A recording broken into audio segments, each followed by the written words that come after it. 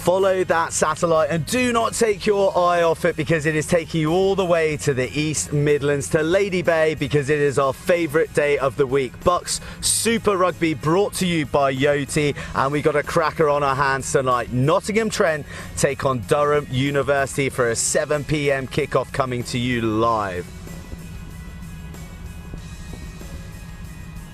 Well, welcome to Nottingham, everybody, and a very, very warm welcome to everybody at home. We've left November behind and we're into December, and we are bringing you our 3 days of BUCSmas. 3 fixtures in December, and we're opening the Advent calendar at door number 1 tonight for Nottingham Trent versus Durham as 6th play 8th in this fascinating league that is impossible to tear apart at the moment. I'm joined once again by Chris, the performance sport manager of Nottingham Trent University. He joined us for the first fixture. He was so good last time. We've got him back for a bit of expert analysis, and we've got a real game on our hands tonight, Chris. We have. It's really exciting, this one. We love playing against Durham, one of the real historical sides of university rugby. They come with a massive amount. We've been happy with what we're doing so far this season. Of course, we'd have rather picked up a couple more wins, but we're really excited to be here tonight. Hopefully the weather holds off and we have a good one. Well, you mentioned that Durham are one of the historic powerhouses of university rugby, but you've got fond memories after back-to-back victories against them away last year. Yeah, we have. I mean, they came on the end of a huge amount of work for us at the end of the season, and we were absolutely delighted to go up there and win. More for the rewards for the guys who'd done such hard work last year, and we were unfortunate really not to beat them here as well. We had an early red card in that game as well, so we enjoy playing against them. We've always had good games against them. Let's see how we go tonight. Okay, well, that's in the past, Chris. Let's look at this evening's game. It's pretty wet down here. The rain has abated for the time being. How do you see tonight's game unfolding? Yeah, I mean, the conditions down here are pretty good. The groundsman has done a really good amount of work on the pitch, but the reality is I do think it's going to cut up relatively quickly. I can see it being a very forward-orientated game, which delights me greatly, as from last time people maybe not our viewers at home. No, but I do think it's going to be dominated by that. A lot of the games this season across Super Rugby have been dominated by the back row. It will be exactly the same tonight. There'll be wet balls. It will be loose. There'll be a lot going on. I think whoever comes out on top of that will probably take the game home. Excellent stuff. Okay, well, of course, we are not the only fixture that is taking place in the league today. It is a Super Wednesday with all 10 teams on the scene, and there was an early one. It was a top-of-the-table clash. El Clasico, some were billing it as, at 2 p.m, and Hartbury have sprung the result of the season with a bonus point 25-0 win away at Exeter. Jack Johnson was the star with 2 tries and a supreme display of tactical kicking. The bonus point coming right in the last minute, and that's going to have a major implication on the league table. Elsewhere, Cardiff have kicked off against Leeds Beckett at Clanrumney, and they are leading 13-0 at the moment with the half-time approaching. 6:30 sees Cardiff Met host Northumbria at Kincoid, and then kicking off the same time as us here, it is Loughborough versus Bath, who beat Hartbury away last week up at the Rubber Crumb. So who knows what's going to happen tonight, but you can bet your bottom dollar it's going to be a league table shakedown, and it's already happened so far. Let's have a look at it. It's like a snakes and ladders. You wake up the wrong side of the bed, pick up a loss, and you see yourself plummeting down the league. Well, Hartbury, they've come up bristling, and they're now top of the pops, top of the Christmas tree, if you will. And Exeter moved to second. Cardiff met with an opportunity to move up from third. It's congested in the middle, but a win tonight for Leeds Beckett will see them go up to 7th, depending on Loughborough's win. Cardiff are looking to climb from the foot of the table. So there we have it. Lots going on tonight and lots to talk about in the league. But with Christmas holidays approaching, there'll be plenty of time for you to wax the plastic, buying presents, or indeed going to Christmas parties and needing your ID. So why not play it safe by protecting your identity with our sponsors, Yoti? It was so much easier because I had already set up on the app about 3 months ago, actually, when it first came to the island. I really like how simple it was to use. It's the kind of convenience we want in this holidays that we live in. Like, you don't really want to carry your passport around on night out, you're always going to have a phone on you. The convenience to be able to go up and get my phone and just scan a thing. It's just easier, you have all your stuff in one place. And it makes life a lot easier when you're trying to prove your age, and quite versatile as well.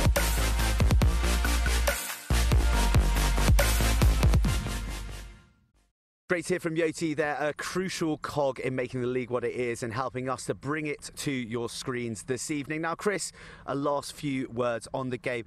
Now, Trent, they have struggled with their consistency a little bit, and that's maybe to do with the relationship with Nottingham, but it's also a positive thing. There's plenty of boys with championship exposure in the ranks. Oh, it's a massive positive. We've got 12 of our students are contracted to Nottingham. That does at times means we have more of our students than maybe we would like out playing for them, but it gives them fantastic exposure. It means they're playing at a level which is only going to improve them, and we've got 5 or 6 of those boys back in tonight playing in this game. We're only missing one tonight, which is Jake Farnworth, the hooker, who's been doing superbly for Nottingham this season. He's been a regular on their team sheet, and we're delighted that those guys are getting those opportunities. And ultimately, that's why we are here. We are here to give guys opportunities and prove them as rugby players. And fingers crossed they can do some good things for the uni at the same time. Well, Trent feeling positive, but Durham coming off the back of 2 wins. That's enough jibber jabber from Chris and I. Let's hear from the coaches. Here we are, Alex, meeting on the road once again. Team Durham have clocked up a fair few road miles this term so far. Yeah, we've had certainly the last 4 or 5 weeks, I think Cardiff Met, Hartbury, Bath and now Nottingham, so yeah, a lot of travelling.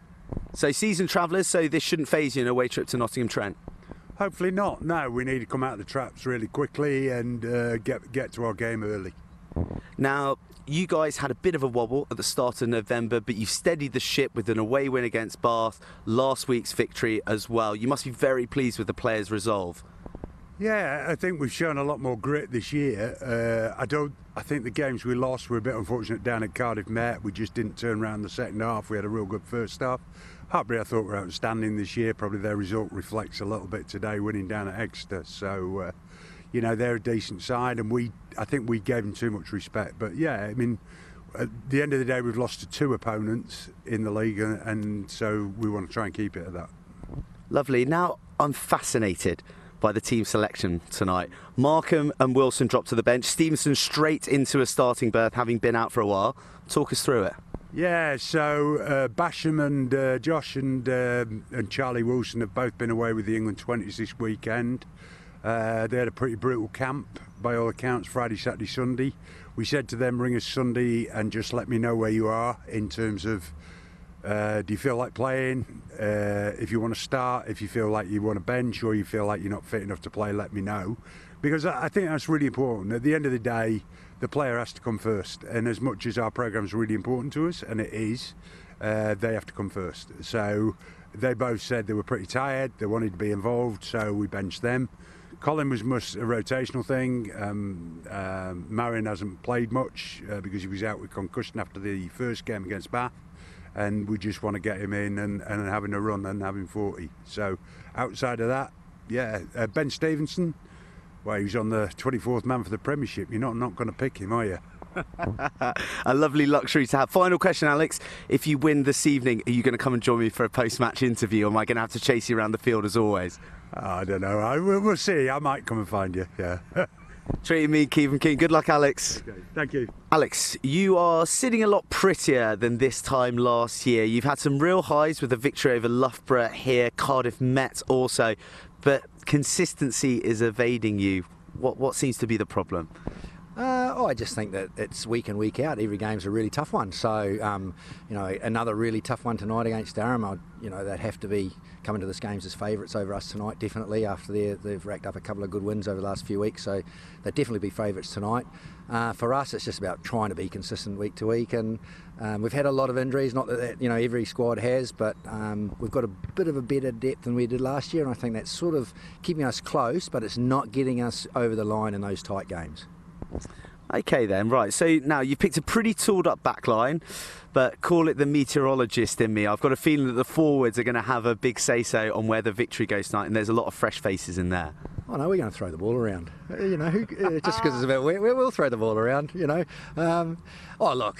Yeah, of course the conditions will play their part in the game, but I think we'll still have some endeavour about how we play, and obviously I say it every time we meet, Jay, it's about the forward pack and a tight 5 when you rugby matches, so we'll see how we get on there.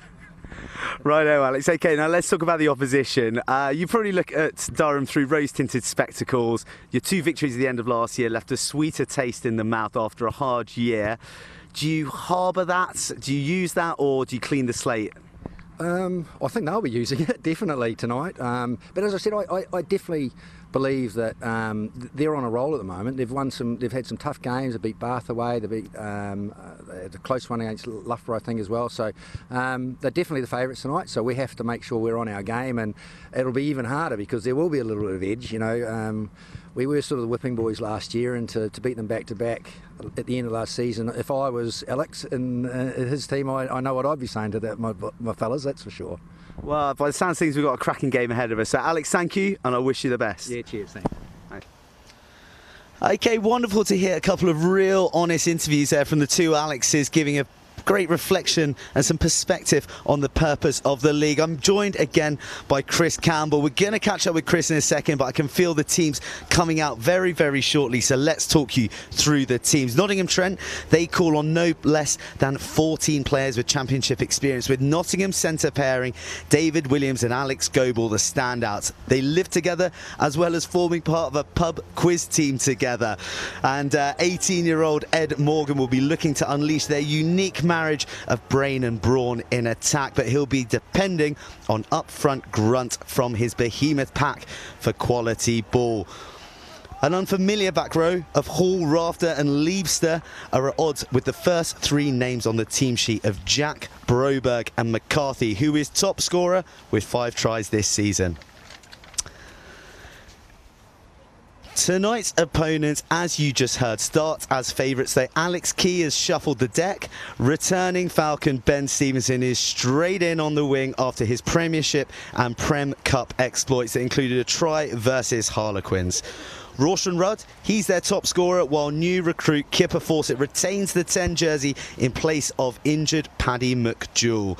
The pack has a familiar feel to it, though captain Colin Markham rotates out for Henry Permain, who has 3 tries in 2 games, and Jamie Anderson is fresh from winning the Safari Sevens in Kenya with the legendary Samurai International. Plenty of firepower from the benches, as we just mentioned. The standouts coming on the Durham side with Charlie Wilson and another Sevens expert, Charlie Sporforth, returning from Dubai Sevens, having featured for the England Royals in the Open International. What excitement to call upon from the benches. Plenty of Nottingham players on the Trent bench too. So when the cavalry comes, it'll be rampant as we see Durham trot out in their traditional, their unmistakable, their historic Palatinate jerseys. Chris Campbell, how do you feel about this game tonight? Durham, a very, very tough prospect. They are. It's a game we've been excited in for a long time, especially after our 2 wins up there towards the back end of last season. They've got a fantastic squad, Durham, including some of the experiences you've listed there.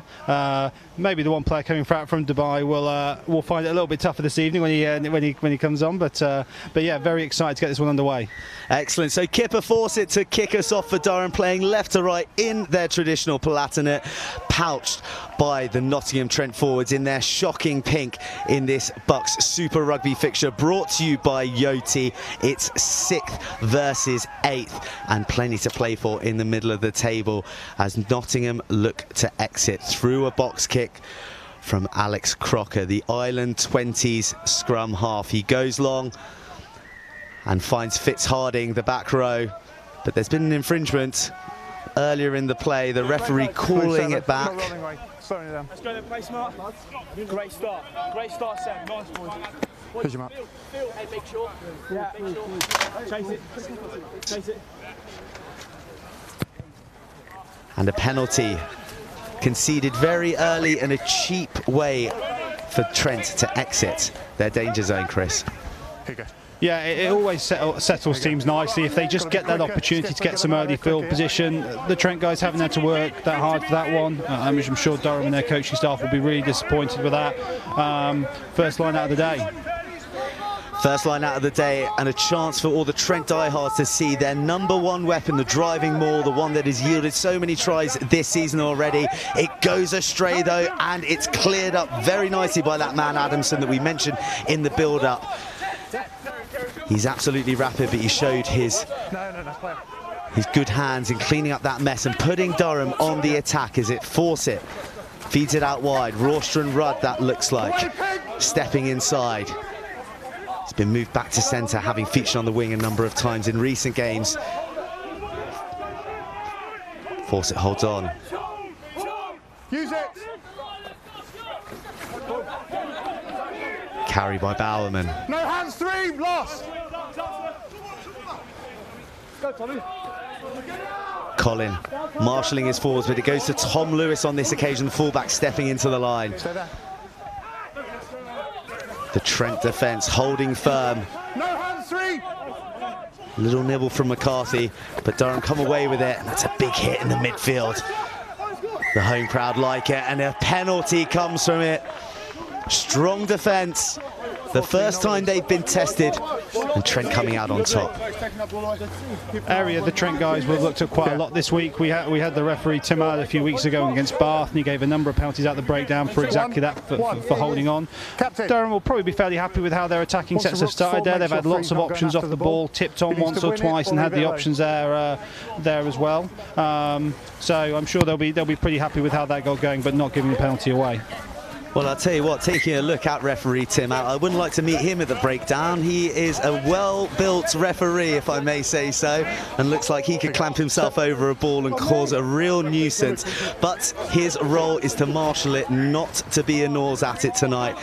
And it's resulted in Trent having another line out, this time from the opposite side of the field. Similar position, just on the outskirts of the 22. They'll want it to sing a little bit sweeter this time. They go to the front, and it's easy ball, and they build the maul. A sluggish start, but they have some momentum now. JJ Broberg, a try scorer last week from this very same weapon, controlling it at the back before it's spoilt by Durham, but cleaned up by Crocker.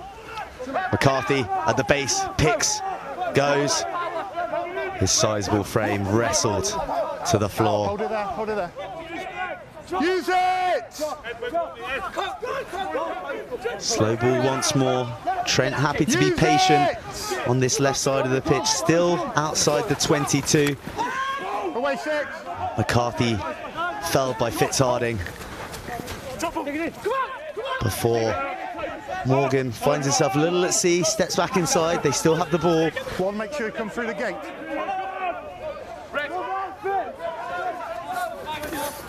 An imperious defence from Durham at the moment. There's no way through for Trent. They're giving it to their big runners, but there's an answer every time at the moment from Durham. But the patience and continuity is still impressive from Trent. Either attack or defence is going to crack at some time soon, and it's Trent who crack with a knock-on, and it's sent long into the backfield for the chasing Harry Graham. Another senior Nottingham player. Finding Max Craven, who finds space. And Durham's far left, Tom Lewis, clears things up, but tackled around the ankles. And this is a long passage of play for the ball to be in, Chris. Yeah, it is, and won the penalty now again for the same offence as last time. Trent will be disappointed on that first attack. They were very patient, as you say there, Joe. But from that initial maul, the height wasn't quite right. They had 3 guys splinter off who really probably should have worked harder to get back round. This will need to be improved effort from no doubt what will be attack from the maul again here. You're a demanding sports performance manager, I'll give you that, Chris. This time the penalty goes tighter into the corner.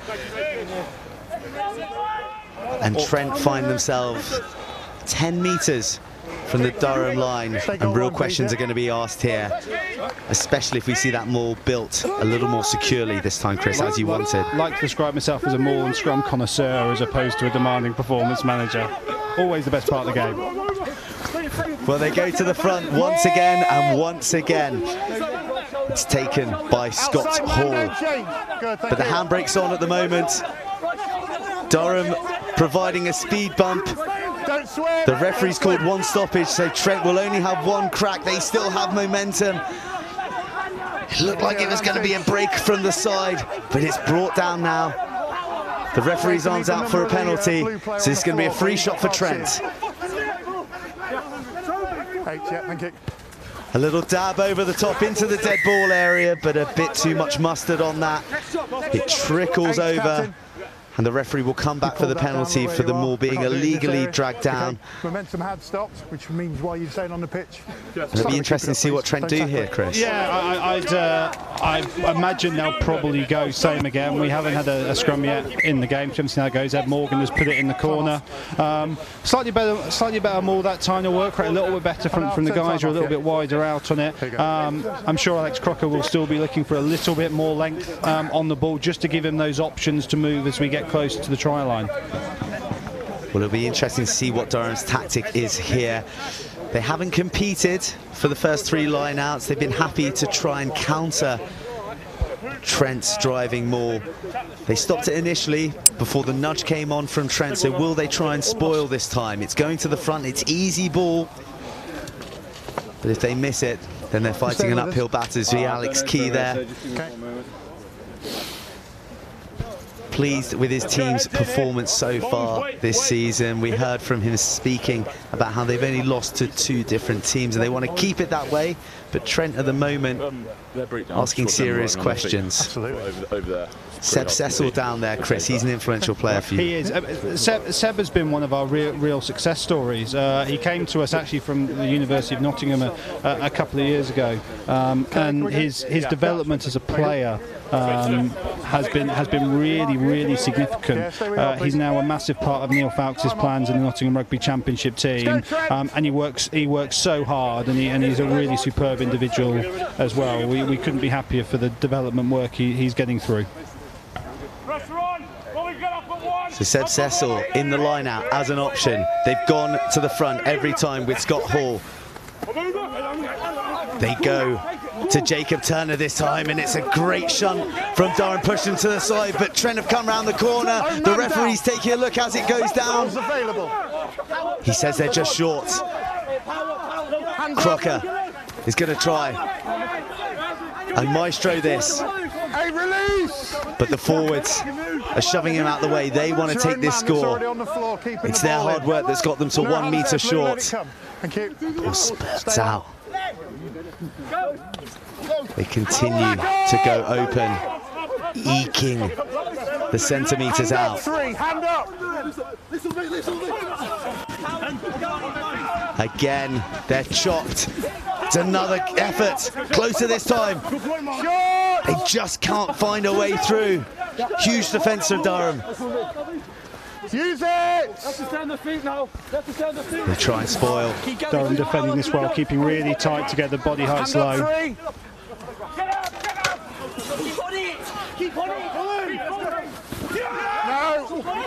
They think they've scored. The referee disagrees, they're still short. But finally, they dive across after 10, 15 efforts. The man who's been taking the ball at the front, securing the platform for that drive, Scott Hall, gets across. It was simple as they come. Everybody knew their role. And Scott Hall opens the scoring, and it's been a promising opening 10 for Nottingham Trent. Yeah, some really patient rugby from the forwards there. They had a number of goes that it would have been very easy for that composure to have been lost. Durham worked really hard in defence. They kept the connections there as long as they could, but it was a deserved try in the end, and well finished by the forwards. A lot of up-front grunt, presenting Max Craven with the opportunity to add the extras. An 80% record from the tee since taking over the duties in round 4. 18 points to his name for the season. Can he make it 20? He certainly can, with a sweet strike that sends Nottingham Trent into the lead. 7-0 in this BUCS Super Rugby fixture, brought to you by Yoti. Trent could not have asked for a better start, Chris. No, it started very, very well. Managed to earn 2 really important penalties out of the referee. The conditions on the field, I mean, the referee's decision making is going to be crucial to the final outcome of this. But I'm sure when Durham get the ball in hand, they will be dangerous. They look pretty good in their first attacking set, and they get the ball back here. Well, that's an error from the kickoff, and it spills out wide to that man Ben Stevenson, who replies immediately. The returning Falcons soaring down the left flank to present an equalising chance for Rawston Rudd from the tee. Trent with the error, and Durham utterly ruthless. That's what they describe as a coach killer sometimes. It's the golden rule: when you've just scored, you win the ball and you get back down the other end as quickly as possible. And it couldn't have gone much worse, but very well played Durham. They sniffed an opportunity. They've taken it very, very well.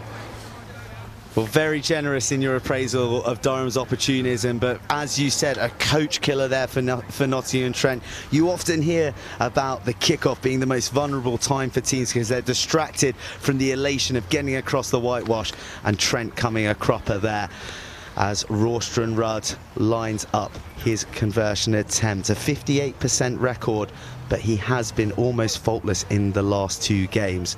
Can he continue his streak?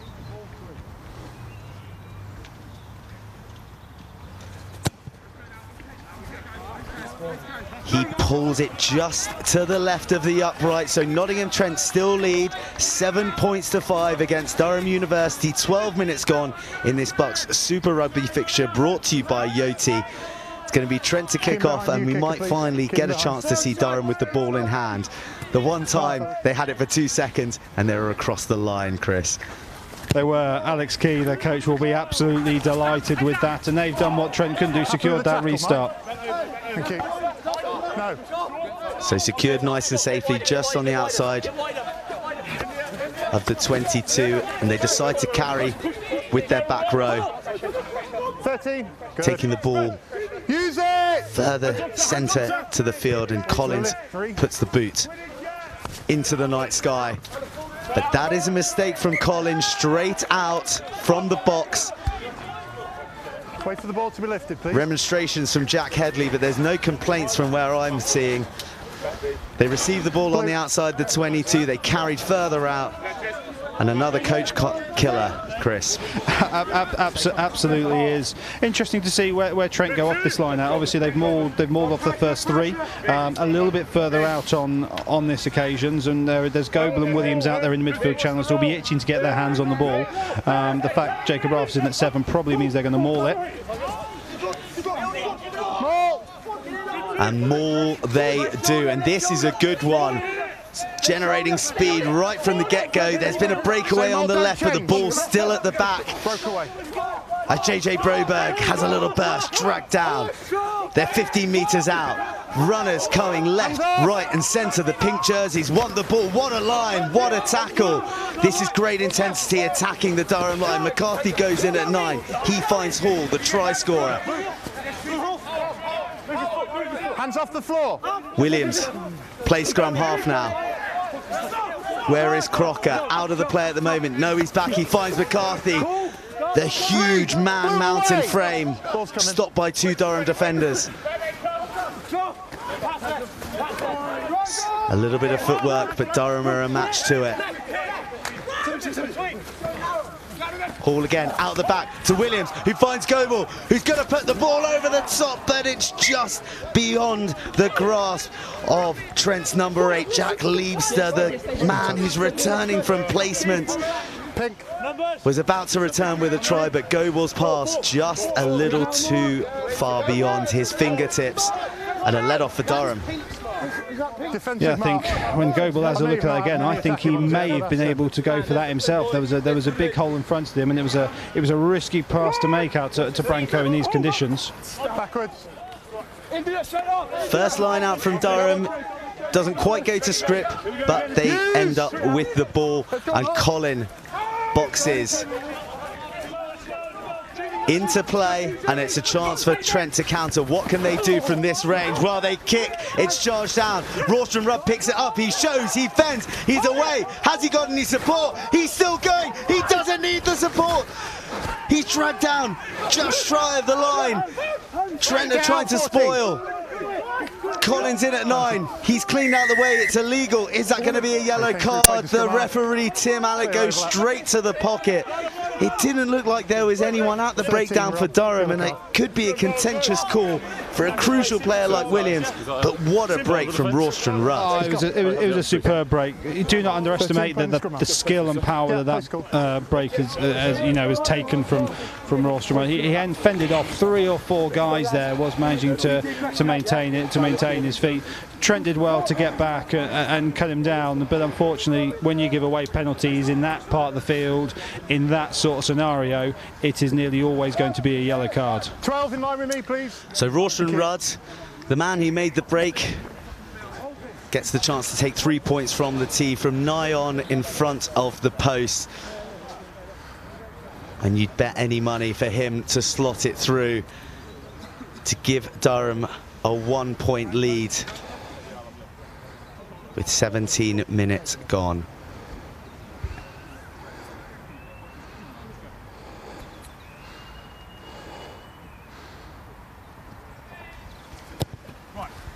Easy as you like, he splits the poles and Durham lead in this BUCS Super Rugby fixture, brought to you by Yoti. But one game that was not being brought to you by us and Yoti took place down in Llanrumney today, where Cardiff have registered their 2nd victory of the season. They have thumped Leeds Beckett 30 points to 3, a penalty try in the final play of the game, a bonus point in the bag, and elevated from bottom to 9th. Leeds Beckett, now the basement dwellers, and under pressure after a string of losses, but Cardiff really coming into their own in the last few weeks, and that is a huge win that is going to set up an even bigger derby at the Arms Park against Cardiff Met, which we will be bringing to you live this time next week. What a result, what a league, Chris. I mean, we knew Cardiff would come into this league strong, and they've proved exactly that. I can't say I'm surprised at all by that result, the way they've been going. Tell you what, it's making things exciting as we get towards Christmas.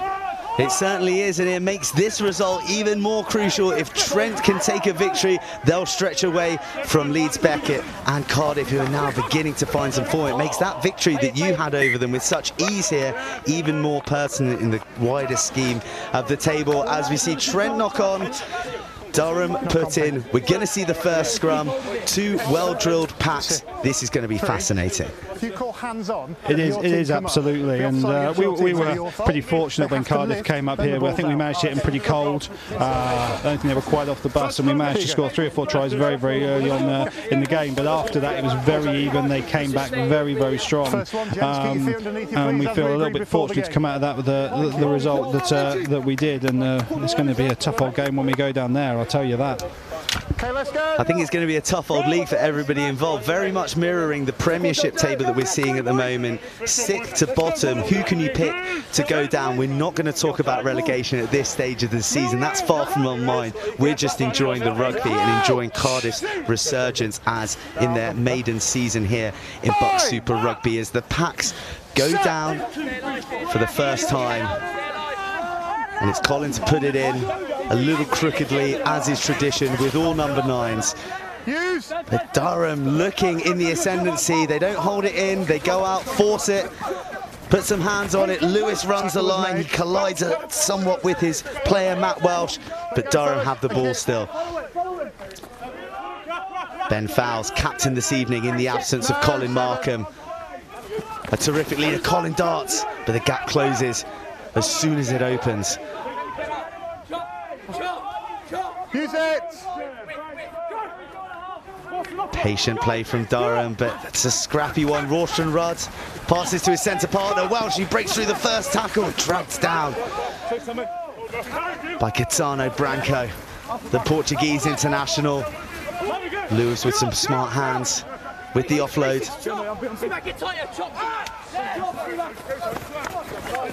Again carrying short from the forwards. Force it. Out the back to Rawston Rudd. To Welsh. He steps inside, he sees a gap. But dragged down by the covering back row. Fawcett dictating again. He carries this time.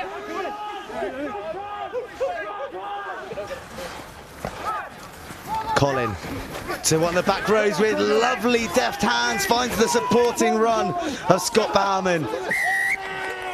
And a sensational and crucial turnover from his opposite number, Jamie Jack.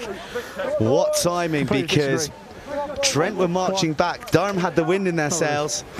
The incredible play from the front row. Yeah, superb work from Jamie there. I mean, that attack was starting to really cause Trent some concern. Durham are just keeping the ball available in that contact area really well. They're not getting that many offloads away, but they're making the Trent defenders think in the tackle. They got one away there, which allowed just that little breakthrough. And I think the Trent defenders need to work harder to get the guy on the run quicker to shut that off. Numbers, that's 5, 6, 6. Trent get a modest amount of purchase from their kick to touch, shall we say. But it is their throw-in. Broberg with the ball and the towel. A try last week for Broberg in the loss to Met. 3 tries this season as well. Cecil McCarthy, 5 tries this season. It gives you an indication of the strength of their driving maul and how much they depend on it in attacking areas. But for the time being, they're setting themselves an exit platform. 9, stay on, look at the AR. With Crocker calling the shots. And he passes.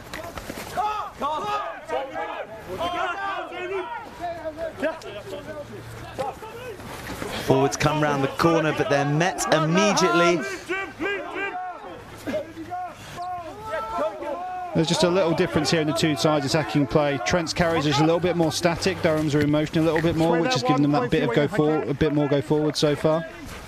That's a nice alleviating kick into the Durham backfield. Tom Lewis looks to clear long, but it slides off his boot, and it is a line out to Trent on the 10-metre line in the Durham half. We've seen plenty of line-outs, which is right up Trent Street, that's for sure. It's been ticking like a Swiss watch so far. Can they keep it on time to try and get back into the lead? 23 minutes gone in this BUCS Super Rugby fixture, brought to you by Yoti. Ball goes up again. There's been no contest at this line out so far in the match. Surely a tactic that has come down from the coaches. They're happy to try and fight the drive as Trent progress to the 22. Trent rides the tackle, but the player is isolated. He's turned over, a penalty for Durham and a chance to escape. Yeah, it'll be interesting to see how both teams adapt to the way the referee's refereeing the game. As per when we played Bath a few weeks ago, the referee Tim Allett is giving a lot of penalties for holding on. He's allowing a real contest at the breakdown. Both sides have got the right side of that, but it really is becoming a crucial part of the way this game is going. Yes, Tim Allett, you identified very early in the game, hot on the breakdown, and he's proving true to your word at the moment, but consistent with each team. The set piece, excellent for both sides at the moment. It's Durham's turn to try and steal a march and turn the screw. They break away through Henry Pearmain, the scorer of tries in recent times. Lovely footwork on the boy. He's not afraid of a show and go, but doing some of the nasty, greasy stuff that second rows have previously been famed for. And he allows Colin to send the ball high, long, steepling into the night sky, but it's fielded with ease by Craven. He begins the counter-attack before a massive hit in the middle. And there's numbers here for Trent, but they're pounced upon early. Jack Hadley did brilliant there defensively. He just pushed up off his wing, cut the pass off. Cecil McCarthy working hard as always. In fact, the whole front row popping up, left, centre, right, to carry and be latched through gaps. It's a muscular performance from both sides. Impressive defences, keeping out waves of attack that forces Trent to go for the kick. And Fawcett's under it, who feeds Lewis, who loves to counter from this range. He steps inside. He's met by 3 pink defenders. Not rolling away though. He was still in the way. From Jamie Jack, a turnover under his belt, but also a penalty. Great to see the crowd in the background there when it was teeming down with rain earlier. It was one man and his dog. In fact, the dog didn't even fancy it and he didn't come.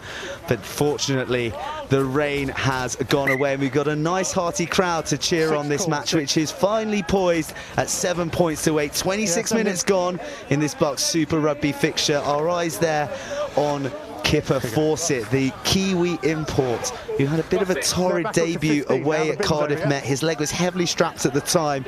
We don't see that now, but he performed well in the 10 jersey last week, performing comfortably this evening. Maybe we're going to see some magic from him. We'd love to, that's for sure, as he comes with a big reputation. The first line out, miscued. Well, miscued. Butterfingers from the man Durham sent up. Advantage over. As Trent find themselves in familiar territory, in familiar form, carrying through the forwards to try and burst their way out of their half. It is, and it'll be interesting just to see if with Dave Williams now back on, as the ball's been knocked on, about whether they do try and play the game a little bit wider, but they're going to have to wait for that opportunity. Well, we would love to see a replay of Fitzharding melting the Trent player in the midfield there, forcing the knock on. Here it comes. Yeah. Okay, come on, there's your mark. It happened just before that, believe me at home, folks. We'll see if we can get another look of that. It's presented Durham with a prime bit of real estate in the Trent half. Scrum, centre field, just outside the 22. Options to the left, options to the right. As we look at this tackle again, folded in half like a deck chair. Kipper Fawcett, the man sticking the shoulder in the sweet spot of the Trent carrier. My apologies to you, Kipper. Technically superb tackle from Fawcett there, and this sets up not far off the perfect attacking position, right under the post, on around and about the 22. This should excite the Durham back line. It's a stable scrum from both sets of forwards. They go to the left. Fawcett on the ball, one-handed. He finds Rawson on the switch, 6 away. who juggles, then fends, then's dragged to the floor. Colin goes left again. Per Main, lovely hands to his second row partner, Marin Hoos, the big Dutchman, announcing himself into the game. Durham continued to carry forward. Fawcett on the ball, inside, doesn't find his man. It's cleaned up by Stevenson, who puts the ball over the top. He's taken out. But was the player committed? The referee is bringing the play back to a knock-on earlier in the play. A little glimpse of Fawcett conducting the back line and his forwards around in there. He missed the inside ball. But Durham playing with some nice ambition. They're finding gaps in the defence. They're looking dangerous, and they're just able. Their ruck speed is just that little bit quicker than Trent to getting in their attack, which is allowing the forwards to come onto the ball a little bit better than the Trent forwards are, which is then when they move the ball just that bit wider. And neither team's playing really wide tonight because of the conditions. Just gives the midfield that little bit more time, which is helping Rawson Rudd in particular in making that ground through the carries. I mean, it's hard work tonight. You're having to really do the work to get your opportunities, but it does feel like they're coming for Durham. When the rain came pouring down, there was the fear that this could be a slightly turgid one, but the pitch has held up well, and both sets of players handling the ball very deftly. We're seeing some nice tips from the forwards, Trent holding on to the ball well. The only time you seeing the turnovers is often when boot goes to ball. It is, and it says a lot about the players, and particularly in their coaching teams, in terms of the skill sets they've developed in these players. In terms of the pitch, we're very fortunate here to play on the fantastic facility at Lady Bay, the home of Nottingham Rugby. The staff here do a huge amount of work to get this pitch in good nick, often for 2 games a week, and it's making it much more interesting than it maybe would have been a few years ago on the mud baths. Well, long may it continue. And Durham are liking this turf up here. This particular patch, 10 metres out to the left of the uprights. Attacking ball. It goes back to Fowles, who carries. He finds Rawston Rudd on the line, but the pass is just behind him. That was a gilt-edged opportunity. If Fowles could have found Rawston Rudd, maybe he started his run a little prematurely. You can see on Fawcett's face, he knew that that was a great chance for Durham to stretch this 7-8 lead they hold with 30 minutes gone in BUCS Super Rugby, brought to you by Yoti, where we've had some stunning results already tonight. Cardiff University 30, Leeds Beckett 3, Cardiff off the bottom of the table. Leeds Beckett replace them in 10th position, but at 2 p.m.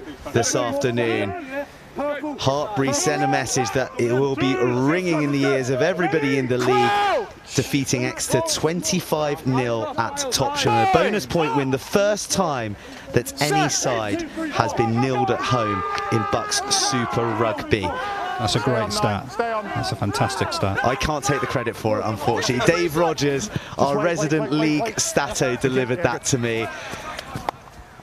Not so much out of professional love for the league, but more in rubbing my old Exeter alumni face in the mud, I think you'll find, Chris. But a fantastic stat, nevertheless. Who would have thought it? Certainly not me, and I think there is a sizable slice of humble pie being sent from Hartbury to my home address for when I get back to London. They'll be enjoying themselves going north on the M5 as we speak. Yeah, they will be. It's a great programme down there. It's really impressive what John Barnes and his coaching staff have managed to pull together, and yeah, I'm sure they will be enjoying it.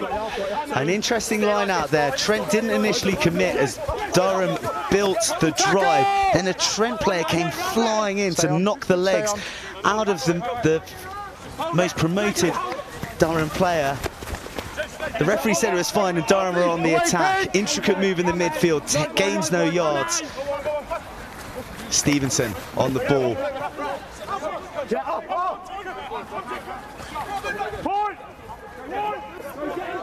Good leg drive from one of the big men, scampering in the wide channels. Freddie Davies out the back, an intercept opportunity, and it's pounced by Alex Goebel. Dragged down, but he offloads to Williams, who's back from the yellow card. Off feet, blue. Trent pouring through. Durham at 6 and 7, but a huge hit in the midfield, almost dislodges them all. They go back inside through Rafter. Trent with the bit between their teeth here. Durham have reorganised well. Big hits from Fowles, upsets the play, and here's a chance now. Fly hack through by Fitzharding. It's fancy footwork. Is he first to the ball? The referee calls time on the play to consult with his touchline. Mike, any reason I can't want to try? Fitzharding flying through. We've got the perfect view in the house. Oh, that is a tight one to call, but the referee has awarded it. I would love to see that replay again, Chris. Two Trent players converging on the ball with Fitzharding, but Fitzharding getting the decisive touchdown after a massive hit in the midfield from Ben Fowles. Here we go again, the close-up. They steam in. Oh. I don't think that we have the capability of slowing it down, but it's by the by because the ref has awarded it. It's Nottingham Trent 7, Durham 13, the kick to come.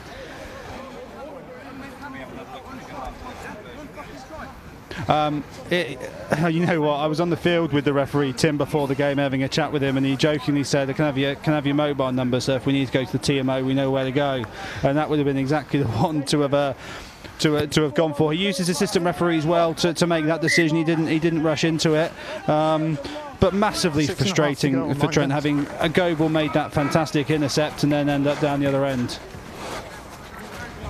Here we go, slowed right down. Gut instinct says Harry Graham got there first. There's an argument to say that Harry Graham did get his hand on it, but the decision has been made. Durham lead 15 points to 7. Ignore our scoreboard for the time being, but the time is true. 35 minutes gone in this BUCS Super Rugby match. It's been a cracking fixture so far. A lot of quality, defences on top, but both teams looking to unlock those defences and score tries as Trent look to close these arrears. Fought through by Caetano Branco, the Portuguese international. He's never tasted defeat in a Portugal jersey after victories over Switzerland and Moldova. As Williams fumbles in the midfield, 2 knock-ons. and the referee calls for a scrum. Yeah, the accuracy just isn't quite there in the Trent attack. I mean, but what both sides are starting to show now is, despite the fact it is wet underfoot, the ball will have a lot of moisture on it. These players are good enough to try and play. That pass just a little bit behind Davy Williams.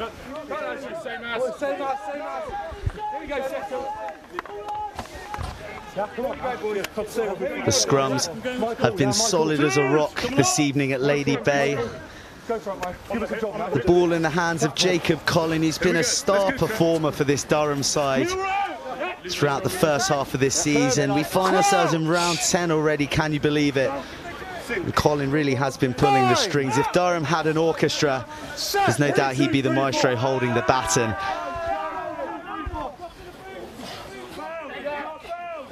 The Durham have been picking from the base through fouls. Collin decides to distribute, force it, show and go. Finds a soft shoulder, Welsh on the inside, Fitzharding the try scorer in support. Durham beginning to get their offload game purring now as a lazy penalty from Jack Liebster. Not rolling away. He got himself into a real tangle in that breakdown, couldn't get himself away from the ball. Durham milked it, and this looks like it's going to be another 3 points for the Palatinate. It is, and when you fall on that side of the ball, the referees are looking to give that penalty. I think Trent are now going to be at the point where they're itching for that half-time whistle to come. They're just getting on the wrong side of this game. There's some real momentum with Durham. They're earning their points, not maybe in the most traditional senses, but they are earning them. And Alex O'Dowd will have some tough words at half-time to try and turn this one round, as it could go 18-7.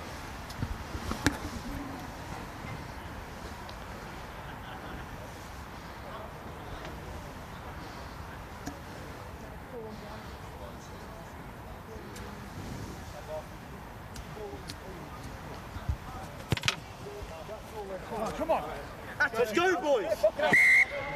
As the flags are raised, confirmation that the score has been stretched to Nottingham Trent 7, Durham 18 in this BUCS Super Rugby fixture, brought to you by Yoti. 38 minutes gone. Durham beginning to really find their feet in this game. Their offloading play is sumptuous at times, as they gather the restart, not cleanly, but that won't bother them. They'll be looking to see out the final 2 minutes of this half with this 11-point cushion intact. As it's a fumble from Craven at the back, I think it was. And maybe they're looking to stretch this lead, force it, distributes it wide. Rawson Rudd with the big long ball, an intercept opportunity is shelled and cleared up. Stevenson, the first try scorer on the ball, bustles his way through the tackles. He's a tricky man to drag down, but they do it eventually as Colin finds Permain. How he'd love another try, coming back into the team, having started on the bench last week. Fawcett growing into the game, but that's a loose one. A fly hack from Durham, a knock on from Trent. Referee says play on. Fawcett, finds Headley, who is in acres, and the line begging. He's got a really emotional face, Headley. We saw when the kick went out on the full, earlier in the game he was indignant, and there he feels he's robbed as well. It's written all over his face. 15, change, He was. please, I think there were no knock-ons there from both sides in that little fly hack. The both sides made on the floor. And this may be one of the first putters I think Trent have had to the scrum today, as we enter into added on time at the end of first half. Trying to work something out of this and back into the Durham half, I think, will be an absolute priority. Absolutely. As our clock approaches the 40-minute mark, it is an estimation. It's pretty tight on the referee's watch. But don't be surprised if you see Trent play a couple more phases than you'd expect as they look to wind down the referee's clock, which is the all-important one. And as he said, desperate to get into the sheds. The ball spurts out. It's a loose one. Goes to Graham. A man who looked aggrieved at the Fitzharding try, thinking that he got his hand down first. And Trent go back to type. Big carries in the middle for forwards. Hall offloads to Go Ball, who's scored the famous last-minute winning try here against Loughborough in the first round. Crocker puts a cute one over the top. It trickles out into touch. Referee Tim Allett says that's enough for this 40. What a 40 we've had. I've loved every second.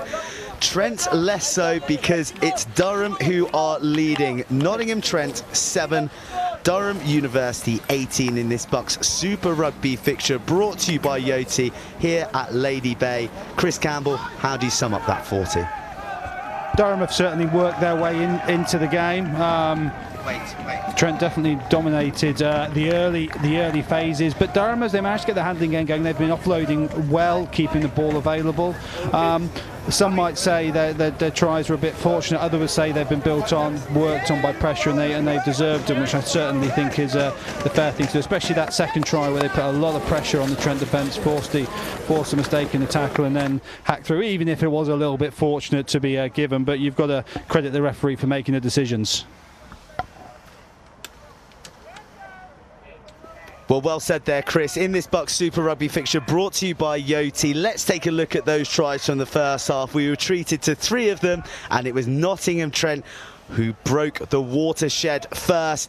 It was controlled play round the corner persistently from the pack. They say pressure, it either cracks pipes or creates diamonds, and eventually the pressure told on the Durham defence, who cracked, and it was Scott Hall who was the gem coming up with the try for a perfect start.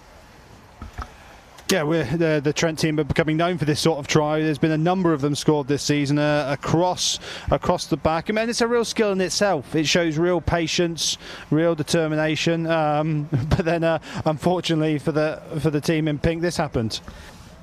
An absolutely calamitous restart for the men in pink. Saw Marin Hughes gobble up the loosely collected kickoff. And who was on his left shoulder? None other than arch try scorer himself, Ben Stevenson, the last man you want the ball going to from the opposition, to streak over in the left and bite back immediately before a really hard-fought period of play in the centre of the field, oscillating between the 22s of Trent and Durham, was ended by a bone-crunching hit from Ben Fowles. And Fitzharding was the man with the smarts and the footwork to fly hack his way into the Trent dead ball area. I'm looking at your face, Chris. You think that Harry Graham got there first, but the referee gave it to Harding, and that put Durham into a 15-7 lead with Rawstrand Rudd's kicks before he added a further penalty in this BUCS Super Rugby fixture brought to you by Yoti. Yeah, I think I credit the referee for making the decision there. It would have been very easy for him to have decided not to have given something, and referees get a lot of criticism for not making decisions. So it's different people are going to see that in different ways. I think Harry Graham got there first. Other people will think the Durham player did as well, and that's the way sport goes. That's why that gives us something to talk about on the way home, doesn't it? It sure does. So we've got a cracking game here at Lady Bay. 3 tries already, plenty more meat pies in the offing for the second 40. But I'll tell you what, there were some crackers last week in round 9, so let's check them out.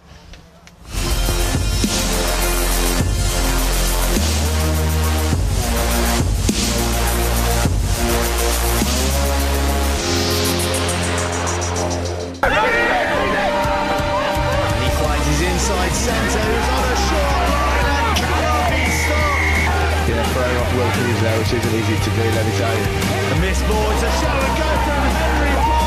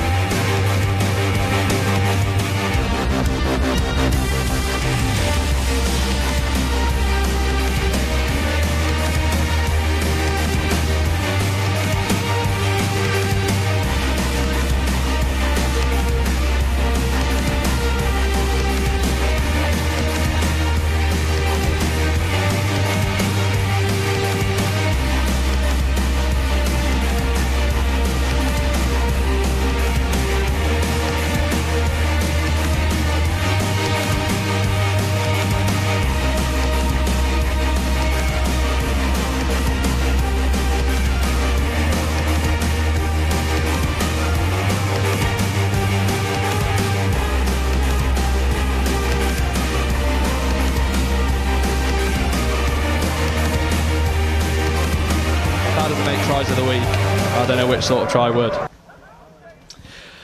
Some fantastic tries there, and we've had some unbelievable results and tries here in this round. But as you can see on the screen, and you would have heard me mention them a few times in the commentary, all this would not be possible without our sponsors, Yoti. We would not be coming down your optic fibre and bringing you these wonder tries. So let's catch up with them and see what they can offer you otherwise.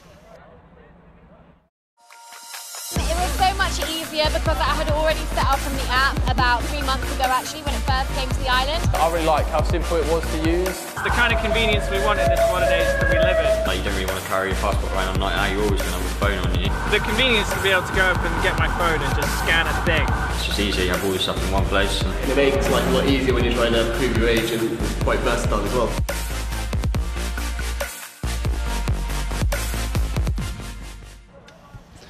Great to hear from Yoti. I can't encourage you enough to jump on their site and see what they can do for protecting your digital identity. Now, we're here at Nottingham, Trent. They are the host team. We're here at Lady Bay, and we've heard plenty about how wonderful their programme is.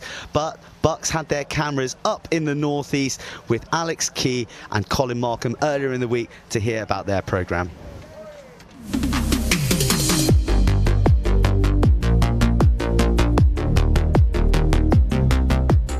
So I started back down in Wales, went to school in Llandudno College, then went on to play semi-professional with Llandudno Drovers. At that point then I made a decision that I wanted to combine both studies, looking to the future, and high performance rugby, and then found my way up here in Durham. Degree-wise, it's one of the top universities in the country, so the degree's a really substantial degree, has some real value to it. From a rugby point of view, we've been around the top group for some time. We, you know, have over the last decade won at Twickenham, won Sevens, won various things, and a number of players have gone on to professional rugby for you.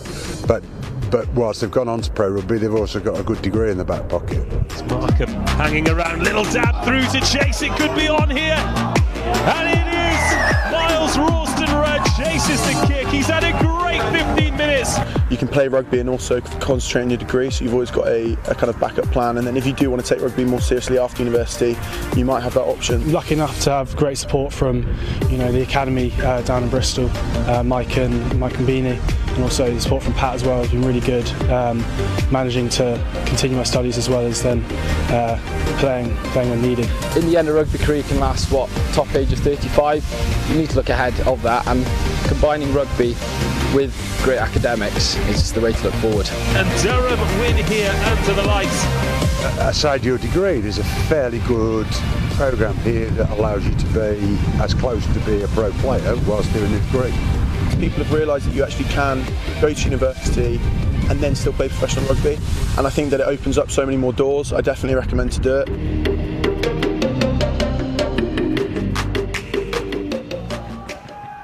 Great to see the historic rugby powerhouse Durham still churning out those top degrees and putting academics first and foremost, despite them playing a wonderful brand of rugby down here. And we were just chatting off microphone there, Chris, that Miles Ralston-Rudd, he's really impressed you, particularly his balance when he's running with the ball. He is. He just looks very composed. The best players look like they have that little bit more time than everybody else. In the first 40 minutes tonight, that's how it seemed to him. He's just had that time and ability to make the decisions, whether that be to pass, whether it be to run, or whether that be to hand off, or whatever it was he's trying to do. I mean, when the incident which led to Davy Williams' yellow card, the break he made there, don't underestimate how hard it was for him to fend off that many defenders and then keep that composure. So Ralston-Rudd with a quality 40 minutes under his belt, 3 kicks from 4 as well. As the teams are out on the field for this BUCS Super Rugby fixture brought to you by Yoti, it's Nottingham Trent to kick off. The ball in the hands of Ed Morgan, the young 18-year-old, a London Irish Academy product with a wonderful skill set. Is going to send this one steepling into the night sky. He goes to the right, and Henry Pearmain is underneath it to steal a few yards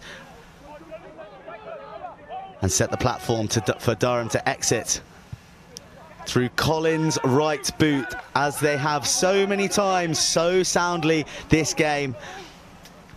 But Trent fancy a counter as Harry Graham is taken high, but he wriggles through it, gets up, takes more yards. The referee will still be playing advantage, I'm sure. Yes, he is. His arm out, so a free shot, a chip over the top, but nothing comes of it. So we're back to the original penalty. Nothing malicious, just a bit of a lazy high arm. And I don't know about you, Chris, but watching the autumn internationals, a lot of the Prem, the European Cup is coming up. I feel that referees have softened their approach to high shots and shots in the air. Yeah, it does appear they have, Tom, which actually goes against what World Rugby actually came out and said during the autumn internationals. I think a big part of it, and it's a fantastic kick down to the corner, is that no one wants to see big games decided by yellow and red cards, and that's a hard definition for the referees to make, because the number one objective is player safety, and the reason these laws are they are now is to do that. But I do also think we have now started to see a little bit of change in behaviour in the players. I think that the 2 weekends of Europe coming up will be the acid test of that, because that will be a really tough couple of weeks for the teams.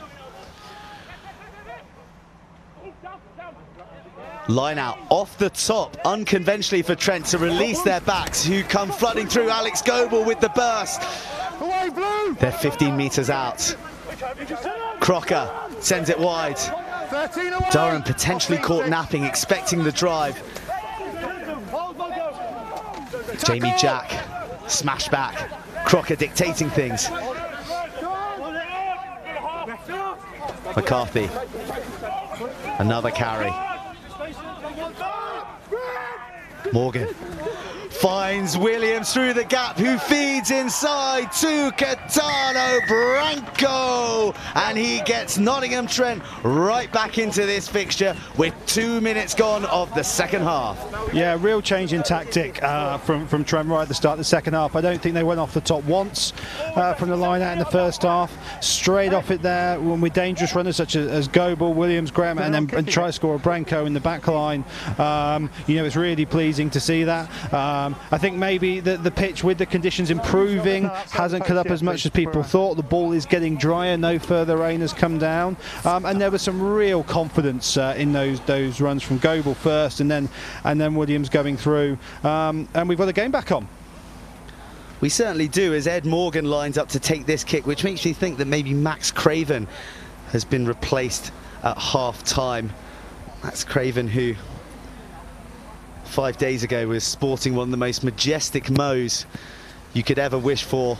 This Nottingham Trent team have raised a ton of money off the field for the Movember cause, so much so that they've won Team of the Week from the Nottingham Trent Sports Union, so they need to be congratulated for that. It's so important to be doing good stuff off the field as well as on the field, Chris. They did, and it's a great group here, and it's something I know that's very important to the team.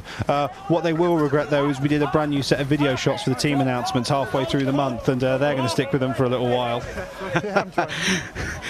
Well, speaking of those announcers, the man who just juggled the ball, Cecil McCarthy, has a fantastic outtake on the Nottingham Trent Twitter, where he's doing the running man whilst clashing some imaginary symbols. I don't quite know what he's doing. I'm not down with the kids, but I implore you to jump online and check it out.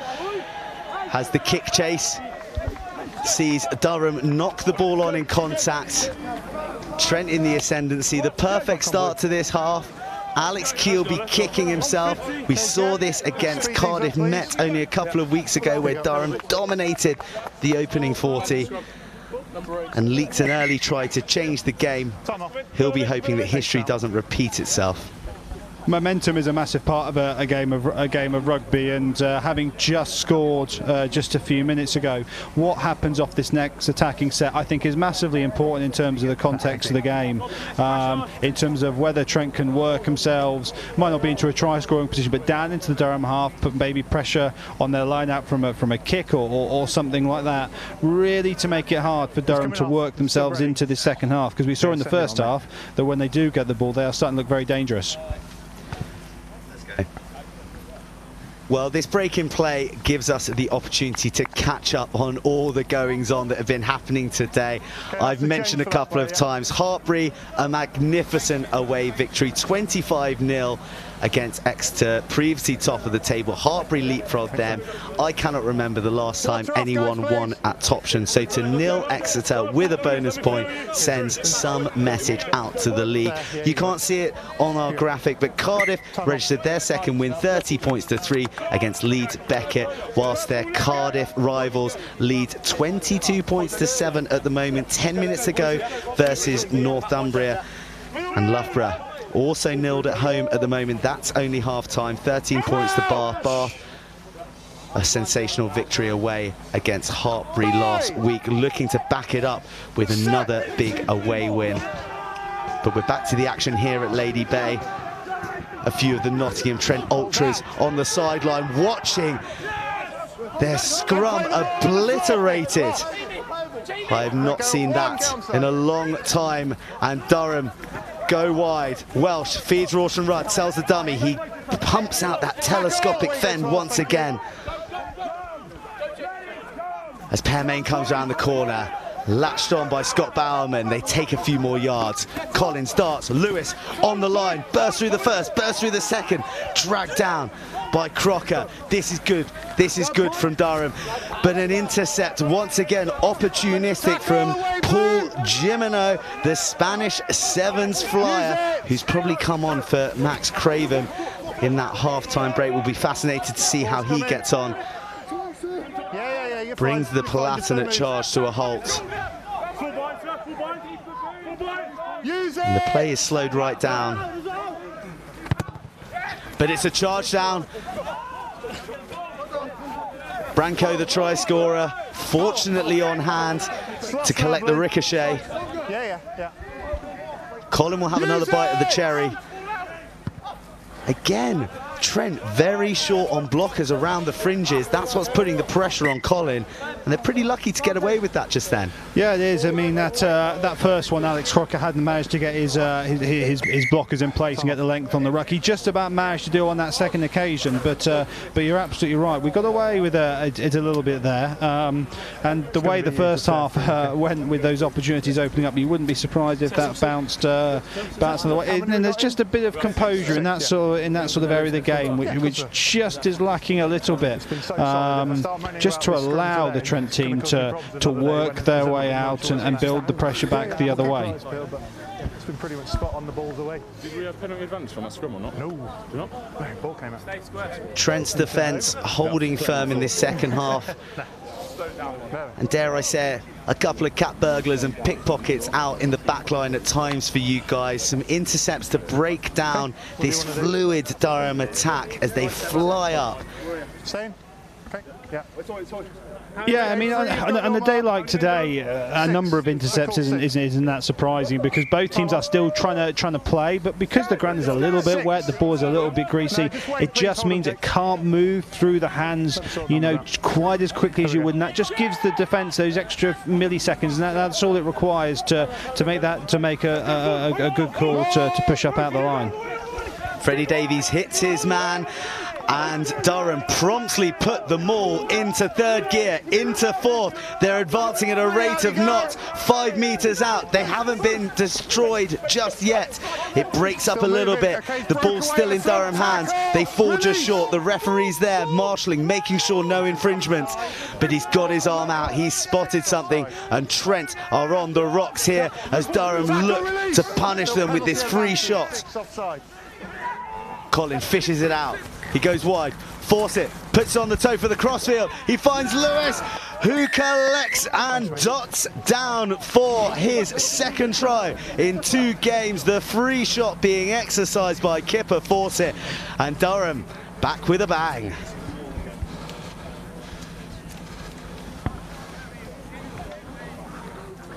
Thanks, Frank. We get a reverse angle of this maul, Chris. And Trent, they just didn't have any men in there defending it. No, they weren't, and that's been a theme of a few of the line-out defences this evening, and with Durham managing to get not that much in front of them, but also some good length on it quickly. That was a really strong, unified drive. It looked like at one point it was going over, and maybe a little bit more composure when they got 10 metres out would have allowed them to do that. And then taking the pot with the kick crossfield under penalty advantage. It was quite a safe one. Trent was short of defenders out there, and again, Durham have done what they did in the first half. They get an opportunity, they take it. Ruthless Durham pick up their 3rd try of the evening, and Rawston Rudd lines up the conversion. And it just pulls at the last minute across the face of the uprights. So that's 5 points to Durham, 23 in total against Trent's 14. 50 minutes gone in this BUCS Super Rugby fixture, brought to you by Yoti. It's an enthralling game that's ebbing and flowing, with Trent getting themselves back in, but Durham always with a response at the moment as they go for the same kickoff routine to Ben Stevenson. So strong when he's hit initially. He finds that leg pump to steal those extra yards. And Colin again, bossing it from the base, booting long into the hands of Branco, who fancies a counter, and that's a big collision between 3 men in the midfield. Trent coming out on top and on the attack. Morgan, limited of options, put it on the boot, it was charged, but it comes back to him. Crocker.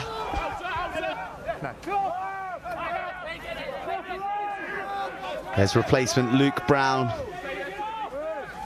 David Williams spots a gap, but the door is slammed shut by Bauman and Pearmain. Pearmain so impressive this game so far in defence and attackers. Fitzharding now wades in. Miss the ball, don't play the 9.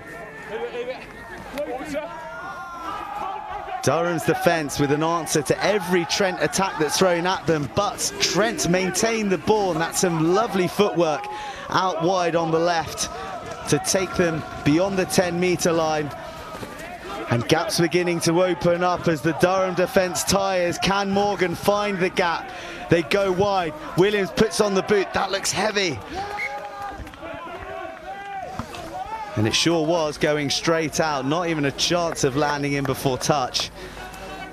And a shame because Durham were on the rack a little bit there. Yeah, some really good play down that left-hand side. Superb carry from Branco, beating a number of defenders. And Trent are now starting to do a little bit of what Durham managed to fess off, a bit of pace on the ball. By doing that, it stops that fast line speed, which Durham are really working hard to put in place. But Williams will be disappointed with that kick. Yeah, we expect more from such a talented centre. Features predominantly on the wing for Nottingham Rugby. But he doesn't let himself down when he's wearing the 12 or 13 jersey. A hat-trick last season, a hat-trick already this year. The man knows where the try line is. But his kicking game escaping him for a blink just then. Which is why Baumann has his hands on the ball. Durham are moving around. And they're securing it in the air and building another drive. Less successful than their attacking one. It breaks apart and Baumann gets loose. The referee says their maul was disrupted illegally. Dragged down is the call from the referee as he ushers away the Waterman. A very officious performance. Soft penalty, that one. I think the Trent coaches will think it wasn't a particularly dangerous area. Durham had got a little bit of movement on that maul, but it wasn't going any particular distance. But Durham have been very good at working into these positions when they've had the opportunity.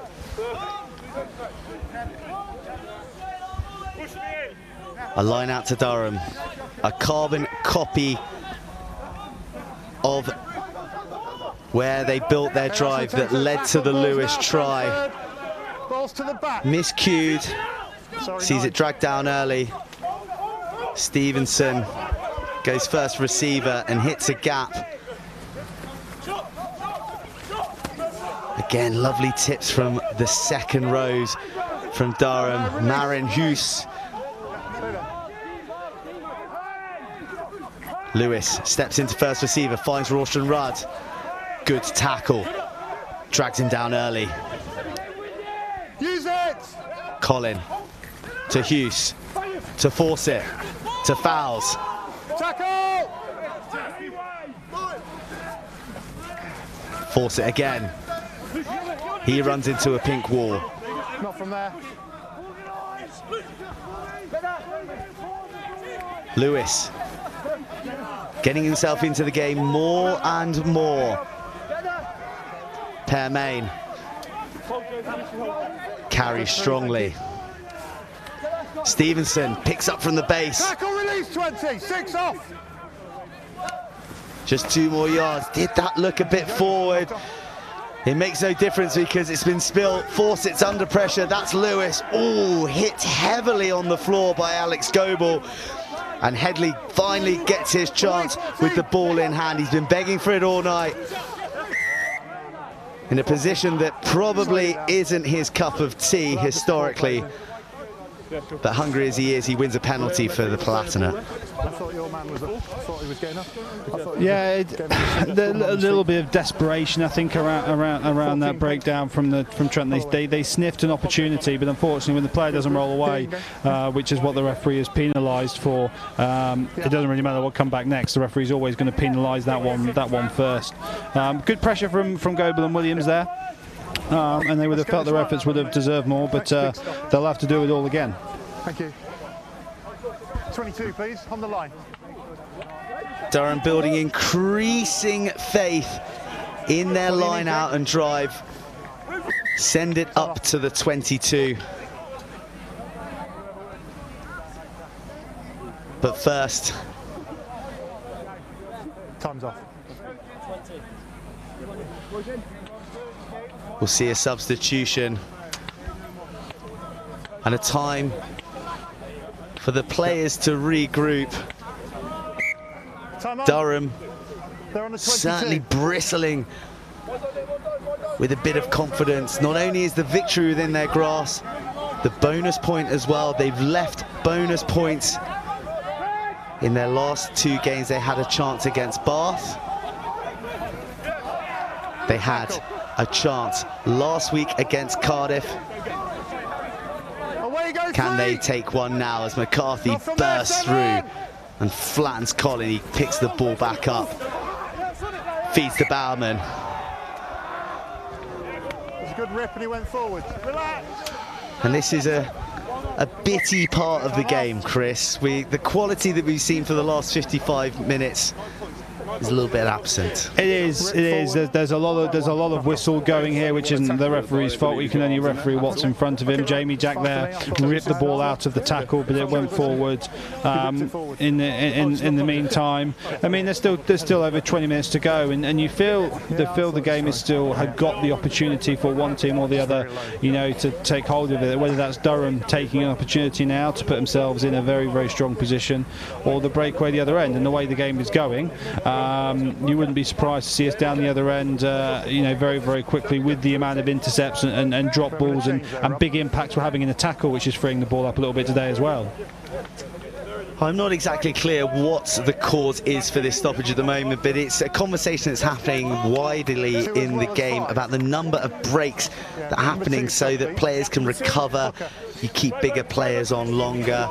They can suck in a bit of diesel and squeeze a few extra minutes out of players. I'd like to see this moved along a little bit faster, but I'm sure there's a reason. Probably a tactical knee and a magic sponge, I'd say. Yeah, there we go. Seb Cecil is just hobbling off with the NTU physio Mike Wicello there.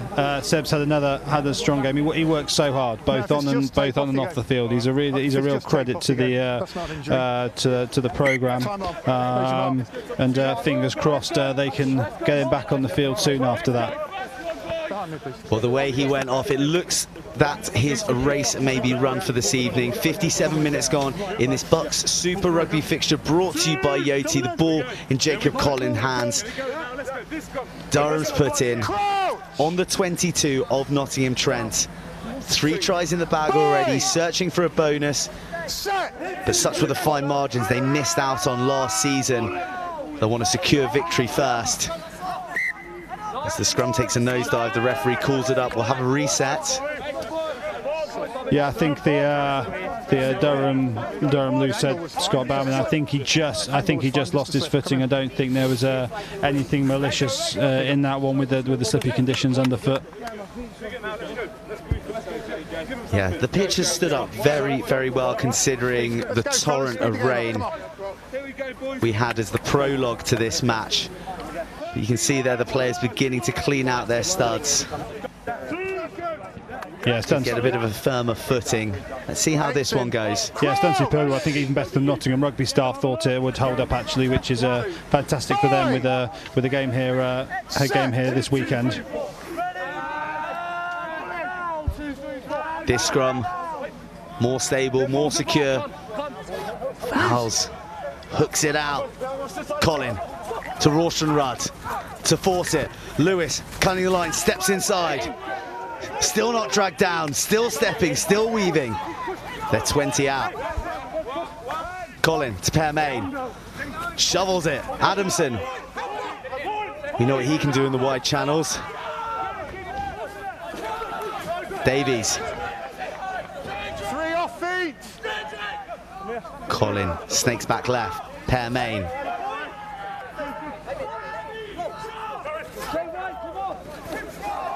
Toby Woods carries. That looked like a tired tackle from the pink wall. Rorschach Rudd goes inside, fends again. Goodness, he's strong when he gets into close quarters. They're moving this Trent defence around at the moment. Hughes with the carry that time. Permain, the big clear out. That engine room, boy, it's been revving all night for the Palatinate. Fawcett looks to go wide, a show and go. Bush fouls, sees off his marker. The pass goes loose. Lewis was waiting for it, and they've lost 10 yards here. Colin looks to build it again by going to one of his big runners, felled by Scott Hall. A kick gone wrong, gives the ball to Trent. Branco puts on the boot, and it'll be a foot race here with Stevenson tracking back for Durham. Jimeno hot on his heels, snags him. Branco's next on the scene. Stevenson doing very well. He released the ball, picked it back up, and that was crucial from Stevenson because pink jerseys were all over the play there. Use it! Durham slow it down. They've been taken back 90 metres from where they were attacking previously. Fantastic defence from the boys in pink. Yeah, well, what Ben Stevenson, the Durham wing, has done there, it's not the most exciting thing you're ever going to see on a rugby field, but it was technically very, very good. If he'd have presented that ball back, there would have been a real counter-ruck opportunity for Trent, which could have led to a real opportunity. But just that composure to release the ball, get up, go again. It only bought a second or two, but that is all you need to get his teammates back round him to allow him to clear. But good opportunity here for Trent. This is a really important moment in the game. They haven't been down here this much in this half, and if they want to get something out of this game, something needs to be returned here. Savvy play from Stevenson indeed, but loose play is what follows from Trent. And a let off the hook for Durham. Dead rock, leave it. Colin boxes, and he boxes well, deep into the stands. That'll be a line out. Trent have lost 20 metres, but at least they still have the ball. As I can bring you a final score from the diff, where Cardiff Met have defeated Northumbria 29 points to 14.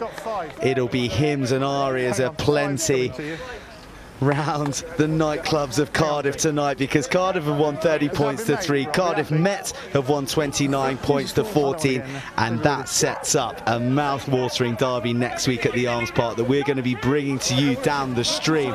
But first things first, let's get this game settled, because Trent are looking for a way back in. They trail by 9 points, but they have the ball 30 metres from the Durham line. 19 away, don't roll this way. And it's a rare opportunity because they've been manacled in their own 22, and they spill at the crucial moment, fluffing their lines. It was an intricate bit of play in the middle that if it had come off, it would have opened up.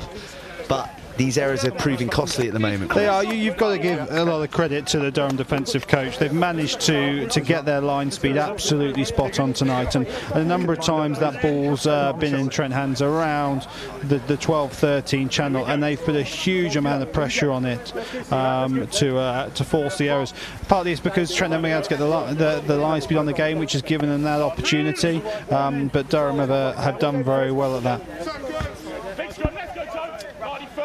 Another scrum is on our hands. Chris, this is becoming too regular a feature for us in this second 40 minutes after a stellar opening 40. We'd like to see the game tidied up for the remaining 16 and a half minutes. But the set piece has been admirably strong until that moment. Backslapping and high fives all round for the front 8 of Nottingham Trent, because it's a penalty and an interesting call to make with them trailing by 9. Yeah, it is, and Branco looks like he's lining up to push the ball towards the corner. Such is the modern day trend.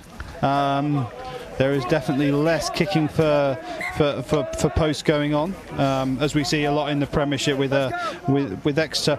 Really impressive scrum, that one actually from Trent. I think it's the first one since Cecil McCarthy went off the field, and you know, and Scott Bauman now having a new prop to go against up in Teddy Smith, and Teddy's done really well there on his first scrum to really hold it stable, which allowed Jamie Jack to earn the penalty on the other side. And present a fresh mauling opportunity for a fresh hooker, Tommy Collingwood.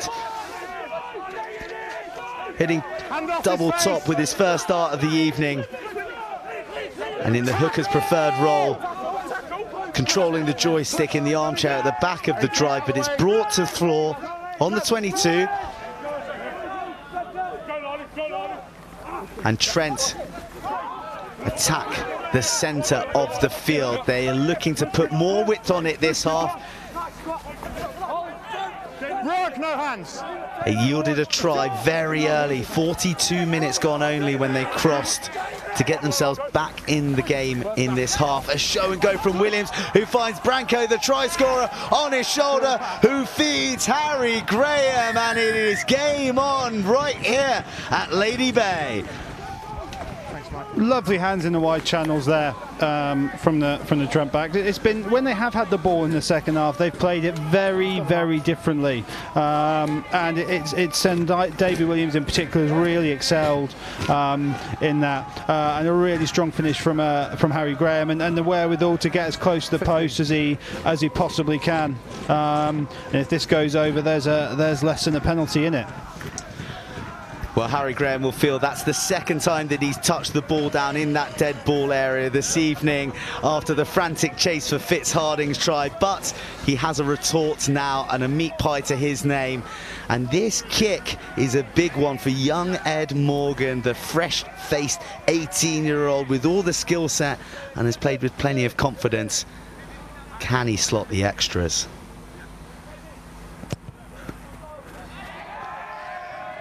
Well, he turns his head away with nonchalance, and it tells you that Trent have added 7 to their score, making it a 2-point game, as it is Nottingham Trent 21, Durham University 23, 66 minutes gone in this BUCS Super Rugby fixture, brought to you by Yoti, and we have got a thrilling final 13.5 minutes to bring you here from Lady Bay. Well, we like to serve you up entertainment here, as last time you were here, Alex Goble scored with the final play of the game to beat Loughborough. It's heading that way again. You really are the most generous of hosts here at Nottingham Trent, but once again you're proving too generous as Stevenson's kicks over the top. Branco, who's been excellent in this second half, clears up the debris. And Trent on the back foot, but they do have the ball. They'll want to get out of here ASAP. Again, the kickoff going to Palatinate hands. Marion Hughes unable to release Stevenson into free space this time, but he put a testing kick in behind the Trent defence as Lewis counters. He's been great this half with a try, with plenty of runs, positive impacts. He's brought down 30 metres shy. Colin dictates things once again. The captain, Colin Markham, has taken to the field. They're bringing on the big guns, Durham. They want to see this out for their 3rd win on the trot. They want a bonus point too. But they need to seal the victory first, which Trent are hungrily chasing. 2 points adrift. Their defence battering the Palatinate wave that's coming again and again. Jacob Collin, the man who's calling the shots.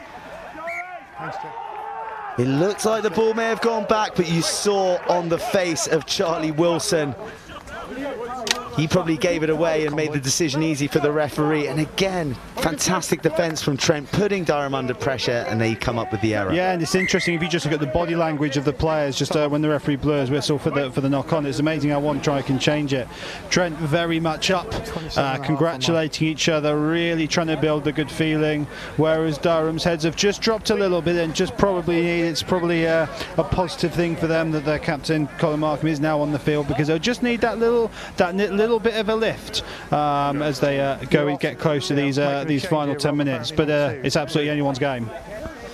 Certainly some Rolls-Royce replacements on the bench for Durham tonight in this BUCS Super Rugby fixture, brought to you by Yoti. The man there with the grey headguard making the adjustment in the 20 jersey, none other than Josh Basham, man of the match versus Bath in their victory away a fortnight ago.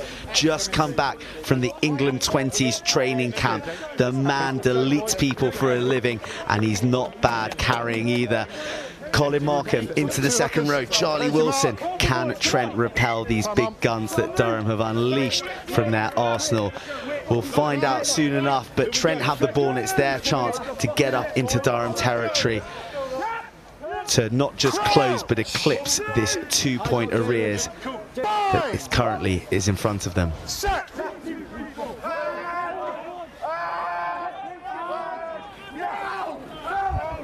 on blue 9. Good, thank you. Another big scrum from Durham, but Trent get the ball out and they go wide. Williams with the ball now. A bit of a mix-up in the midfield. 11, obstruction. Frustrating for Trent. 11, round in front of 13. Their players were pouring through those wide channels, but Williams couldn't pick the pass. And what did Durham do here? Do they go for the post? Do they take this to a 5-point game if Rawston Rudd can kick it? Well, they're pushing it towards the corner. Again, as is becoming the modern way, and that's not a bad kick either. They're about 10 metres out. I mean, those kicks certainly aren't on a bit of an angle. Certainly aren't bankers, and this allows them to hold on to the ball a little bit longer as well. 10 pink, sub please 10. Time's off, gents, relax. A greedy touch finder from Kipper Fawcett puts Durham into the box seat.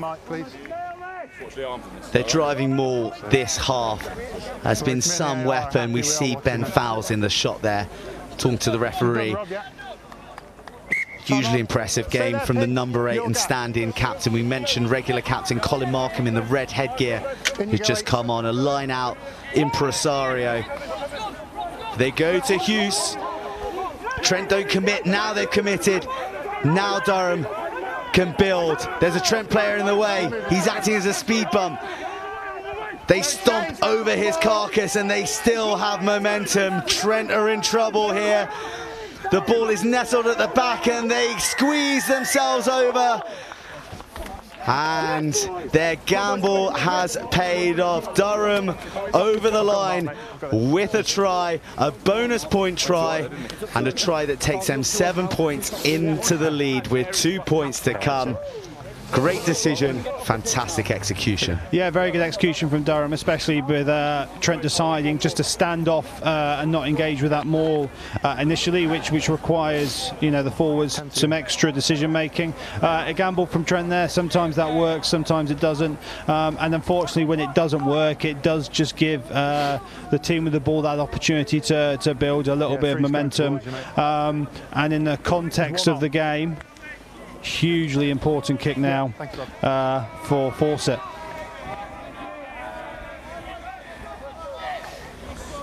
Hopefully Fawcett won't be put off by the unbelievable haircut of the spectator behind him as he lines up this crucial kick to take the lead to 10 points.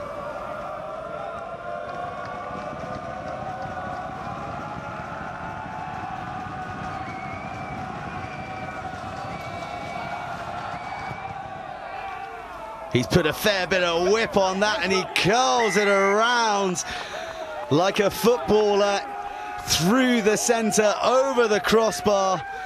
And that is crucial. Durham now lead by 9 points. It's Nottingham Trent 21, Durham 30. 72 minutes gone and Trent are 2 scores away. That's a mighty impressive kick that from Fawcett. It doesn't really come through maybe through your screens, but it can get very loud with the supporters banging on those boards there. There's a lot of pressure on him and executed it superbly well.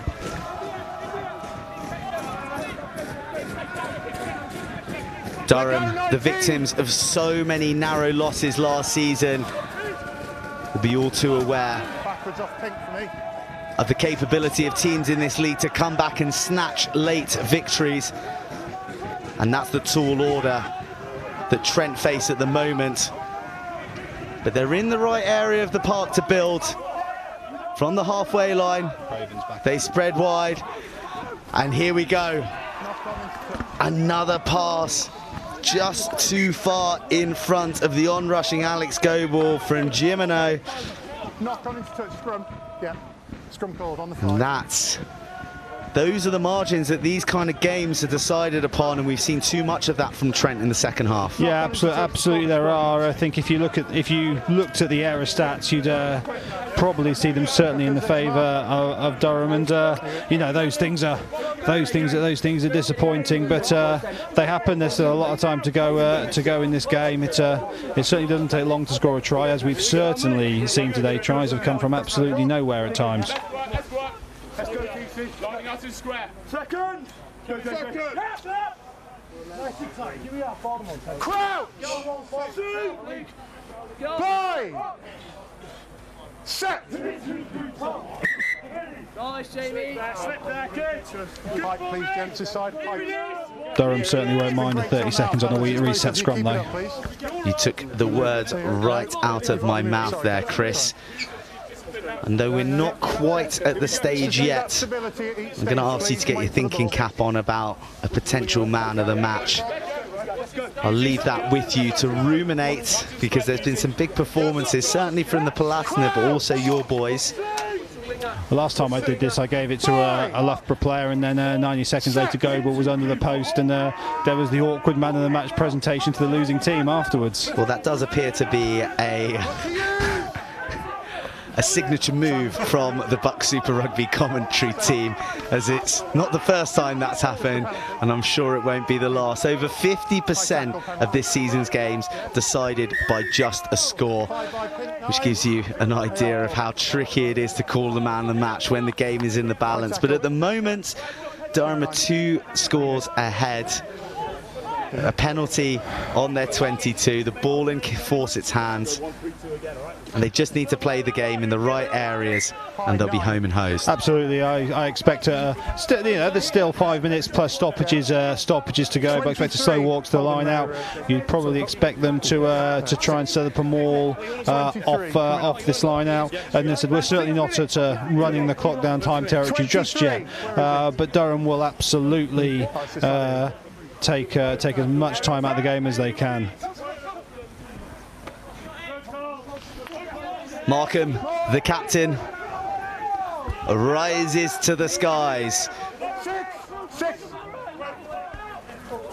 Colin decides not to keep it in. Stevenson, he has been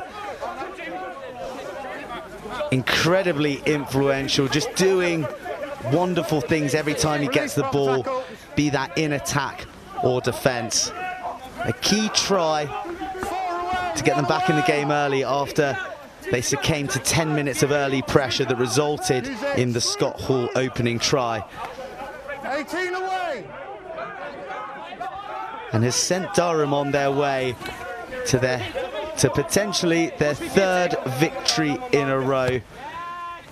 Colin puts a cute ball over the top. There's space there, but the touchline beats Stevenson to the ball, and Trent have got an awfully long way to go to get back into this game, or even for a losing bonus point. Yeah, really smart play that from Durham. They know how hard it is, especially on days like today, to go from the distance, and ultimately that's now what the Trent team have got to do. They've got absolutely nothing to lose at this point.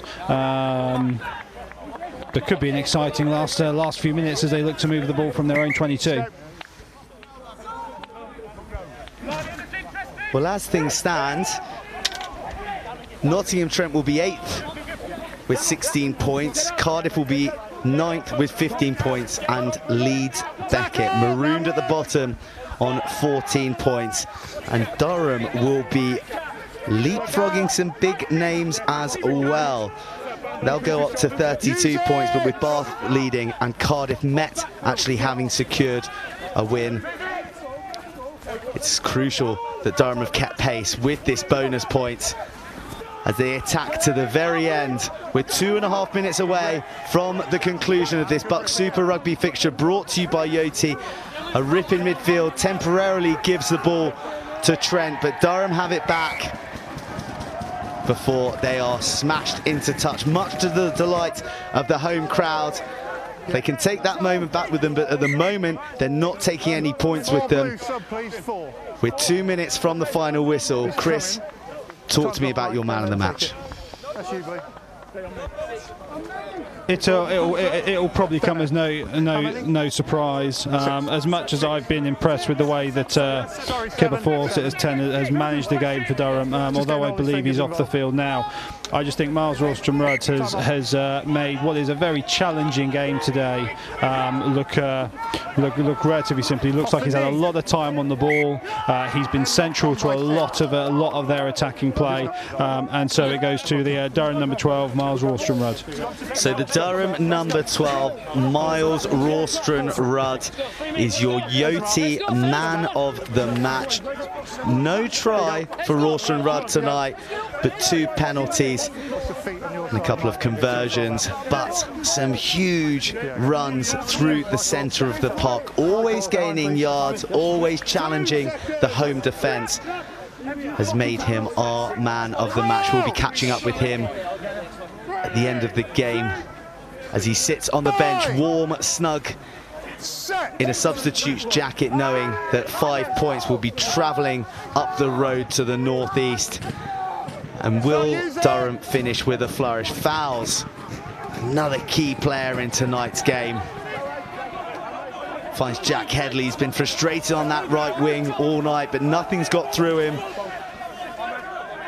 Markham carries. Fawcett finds Bowerman, who's been busy all night. Out the back to Wilson. Sporforth to Lewis. How we'd love to see Charlie Sporforth open his legs in a bit of space.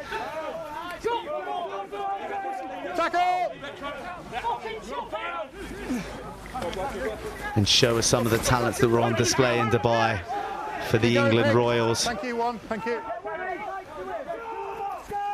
Trent continue to tackle. They know the game is up. Fouls, carries again.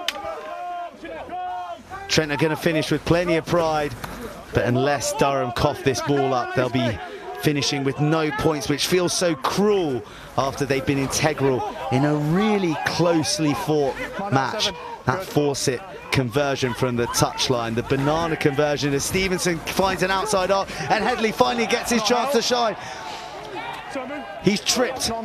His head guard is ripped off in the process, and Per Main slides in onto the ball. Looks like he's been cycled back on for Marin Hoos. Durham are relentless. They're enjoying this, which is a reflection on their season in the manner of which they've been playing. Apart from when they've come across Hartbury, they've been a match for any side that's been thrown at them. Use it!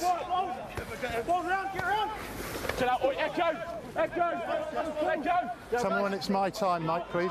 Yeah. And Trent's resilience has to be admired here. They haven't given up hope of dislodging this ball and maybe streaking up the pitch for a try and a losing bonus, but at the moment they're being suffocated by the Palatinate pack. They have, and it's really worth Trent attacking the ball here. They've got nothing to lose, and referees are looking really closely at the attacking side in these scenarios, but that looks like it's it.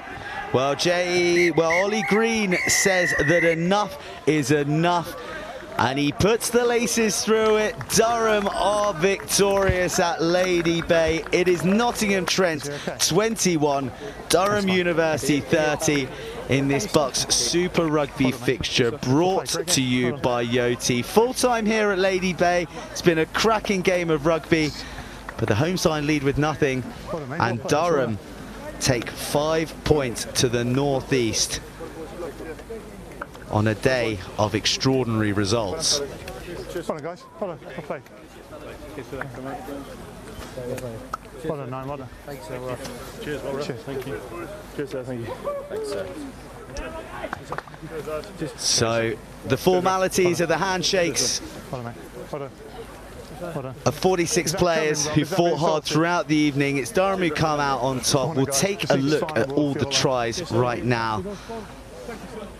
And it was Trent who kicked things off, and it was looking very promising, Chris. It was. They had the majority of the first 10 minutes, controlled the game very, very well. Managed to get on the right side of a couple of penalties, and got that deserved try. But you really did feel when when the first Durham try came after that, that the game changed quite quickly after that. It sure did. It was a bit of a false dawn. It was a fantastic start, concerted, applied pressure from the home side.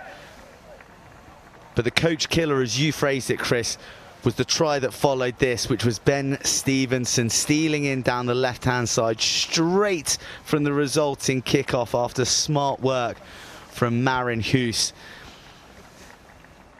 Seems appropriate, the Dutchman having a hand in this, because looking at the numbers on the jerseys of the players who performed tonight, it was total rugby from Durham at times.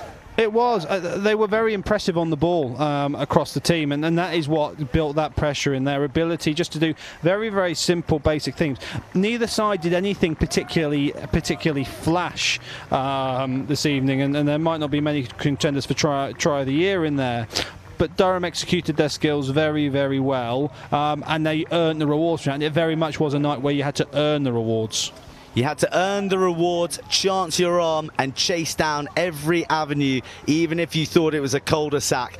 And Fitz Harding embodied this in a controversial score that the ref awarded to Durham University.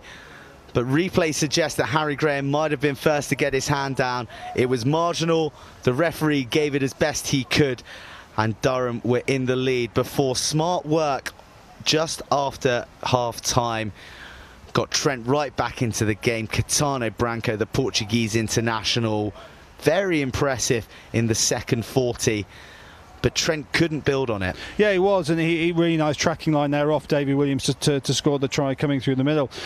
I think really throughout that second half, Trent just couldn't hold on to the ball well enough. Durham managed to work their way down into Trent half relatively easily.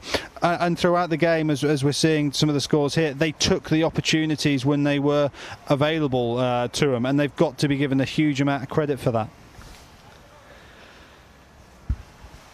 Durham's maul grew into the game as the nights went on. Kipper Fawcett with the free shot and a clever crossfield, finding Tom Lewis, who brought out his customary celebration that we saw in his cheeky try against Cardiff last week. We'll try and get the inside scoop on what that means as we take another look from behind the post. Good vision from Kipper Fawcett. The discipline being poor from Trent under immense amounts of pressure, giving Fawcett the chance to chance his arm with the crossfield, and Lewis finished expertly. But it left time for Trent to once again come back into the game and make it a 2-point game. Yeah, it did, and again, it was good hands there from David Williams and simple skills from Branco, but never underestimate, you know, how hard they are under pressure, and a good finish from Graham to get round. What highlights? But this final try here, Durham had the opportunity to kick at post. They didn't do it. They composed themselves well when Trent decided not to initially contest that maul. And as you said, Joe, their maul came into the game as it went on. Well, that was the nail in Trent's coffin, and Durham with the bonus, with the victory secured, and so cruelly, as we've mentioned, Nottingham Trent leaving with nothing. So a brilliant game at Lady Bay that we've just brought you, but of course we brought you another BUCS Super Rugby fixture brought to you by Yoti last week, and that wasn't short on action either.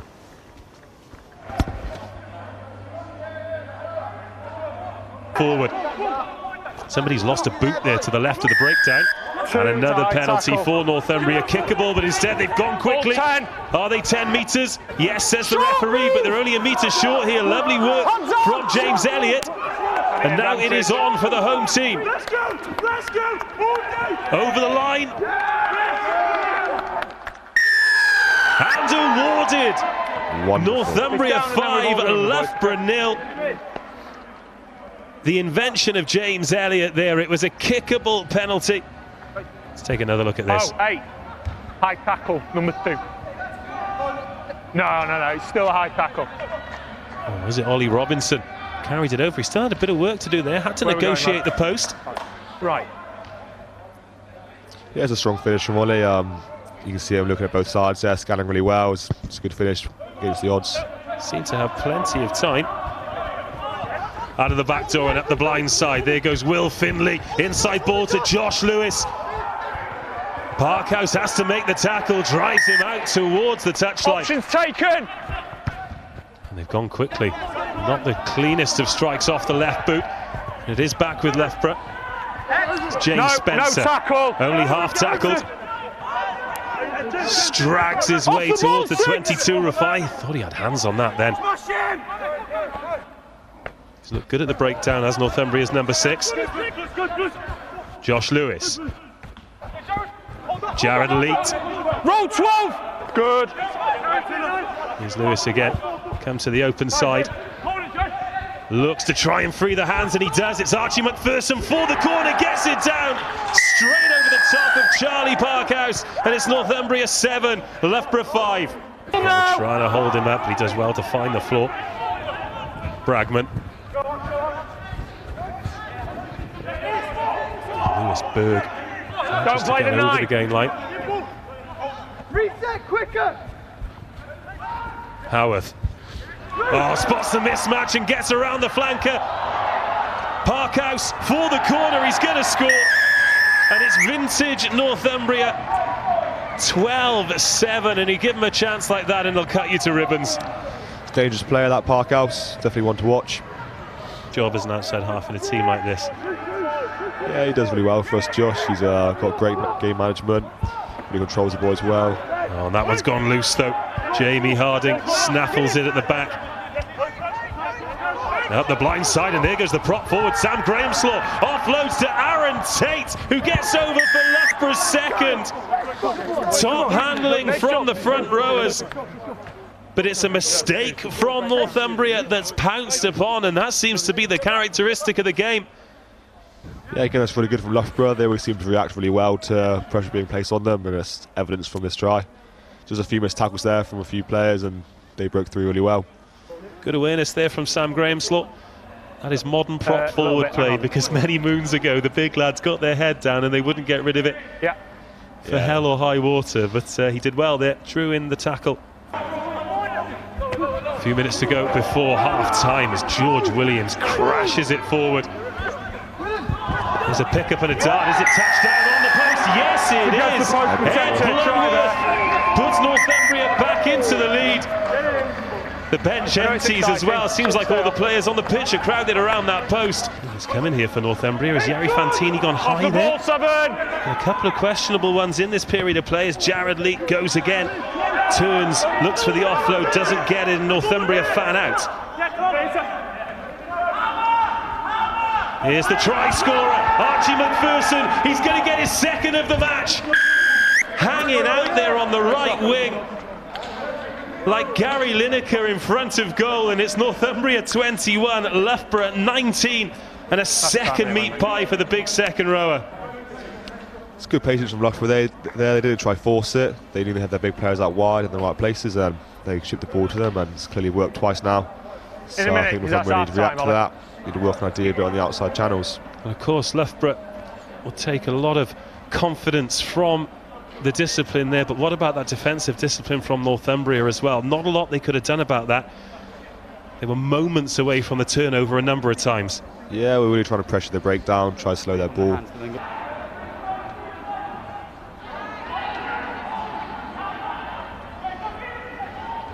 Northumbria attacking the line. The centres are threatened to do this the whole time. They're over the line. Is that the ball game?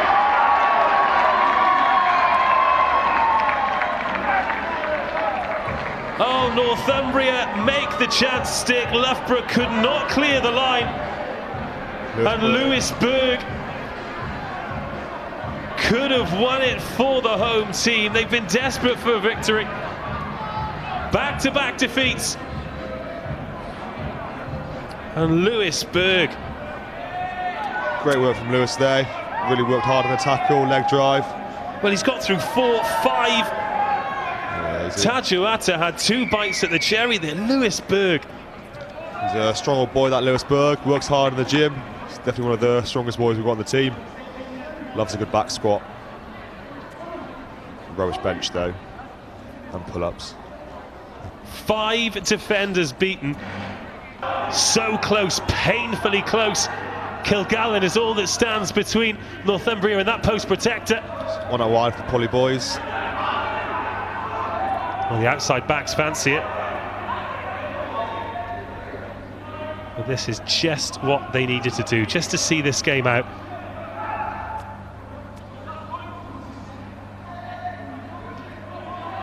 Just trying to be critical here, not lose the ball. Last thing we want now is turnover possession, get the pressure back on us. Well, the clock's red, they're over the line! Cracking. And that is the ball game. 5 tries for Northumbria, 3 victories in a row. There is the full-time score. Northumbria 35, Loughborough 19. Welcome back, everybody. We're down here at pitchside, catching up with one of the heroes of the Durham victory and the man who masterminded it, Alex Key, the most elusive man in BUCS rugby to get on camera for an interview. I'd describe our relationship as Wile E. Coyote and Roadrunner, but I've tracked him down, Alex, and that was a great game for the spectator, but maybe not one for the ticker, as Trent wouldn't let the game go for you guys. No, I agree to some extent, but I think we have to give Trent credit. I think they're a real dogged side, and they're hard to beat, they're hard to break down. They play some good rugby, so we knew it was going to be a bit of a wrestle, and we needed to win the wrestle but not play that game, if that makes sense. Well, you played some thrilling stuff and also some opportunistic rugby. You were ruthless when you had the opportunity to score. Yeah, probably it's been a fault of ours this year. We haven't picked up the bonus points, so getting the bonus point was pretty good tonight. And yeah, and we're close to a full complement of guys back in the back line, so yeah, that works. So you won 3 in a row. We were just talking off camera, and you got a bonus point win this evening, yet you're still in the same place in the table in 5th. That's a reflection on this league, isn't it? Oh yeah, I mean the results tonight have been off the wall, you know, and everyone's beating each other. So, but I think there's 4 points between the top 5, so it's pretty close, and we're in the mix. And that's what we said, we wanted to get Christmas and be in the mix. Right in the mix, and it's to do with performances like the man standing to your left, Miles Rawster and Rudd. What about his performance tonight, Alex? Yeah, he was outstanding. Miles carried really well, always a threat, always a good carrier. So yeah, Miles does a great job there. Okay, Alex. So, Chris, you awarded Miles the man of the match. Why was that?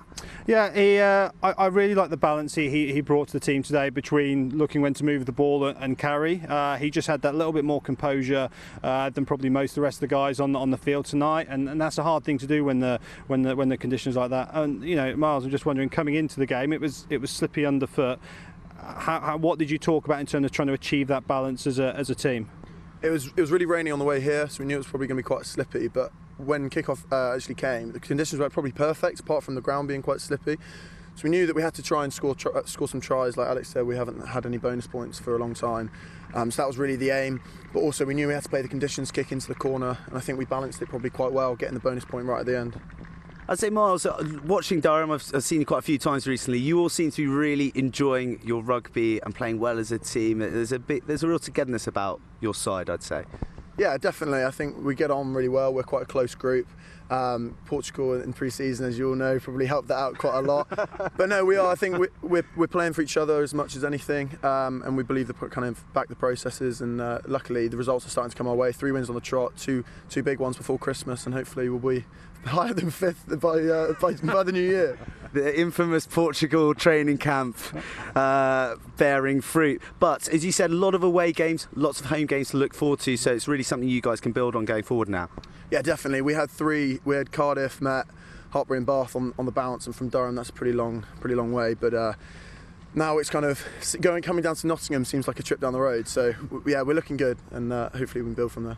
Excellent. Well played this evening. You are the Yoti man of the match. Alex, I'm going to ask you to award the medal, if you'd be so kind. Absolutely, great pleasure. Congratulations, Miles. A terrific performance, very impressive. You boys can head off to the sheds into the warmth and celebrate with your teammates. Cheers, guys. Pleasure as always, boys. Come join me, Chris. You've been great company so far this evening. We just touched on the competitive nature of the league.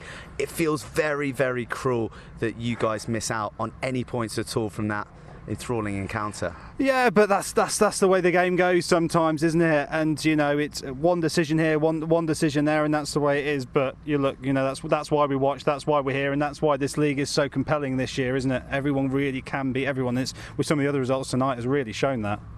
It sure has. Well, thank you for your company. You are welcome back anytime, Chris.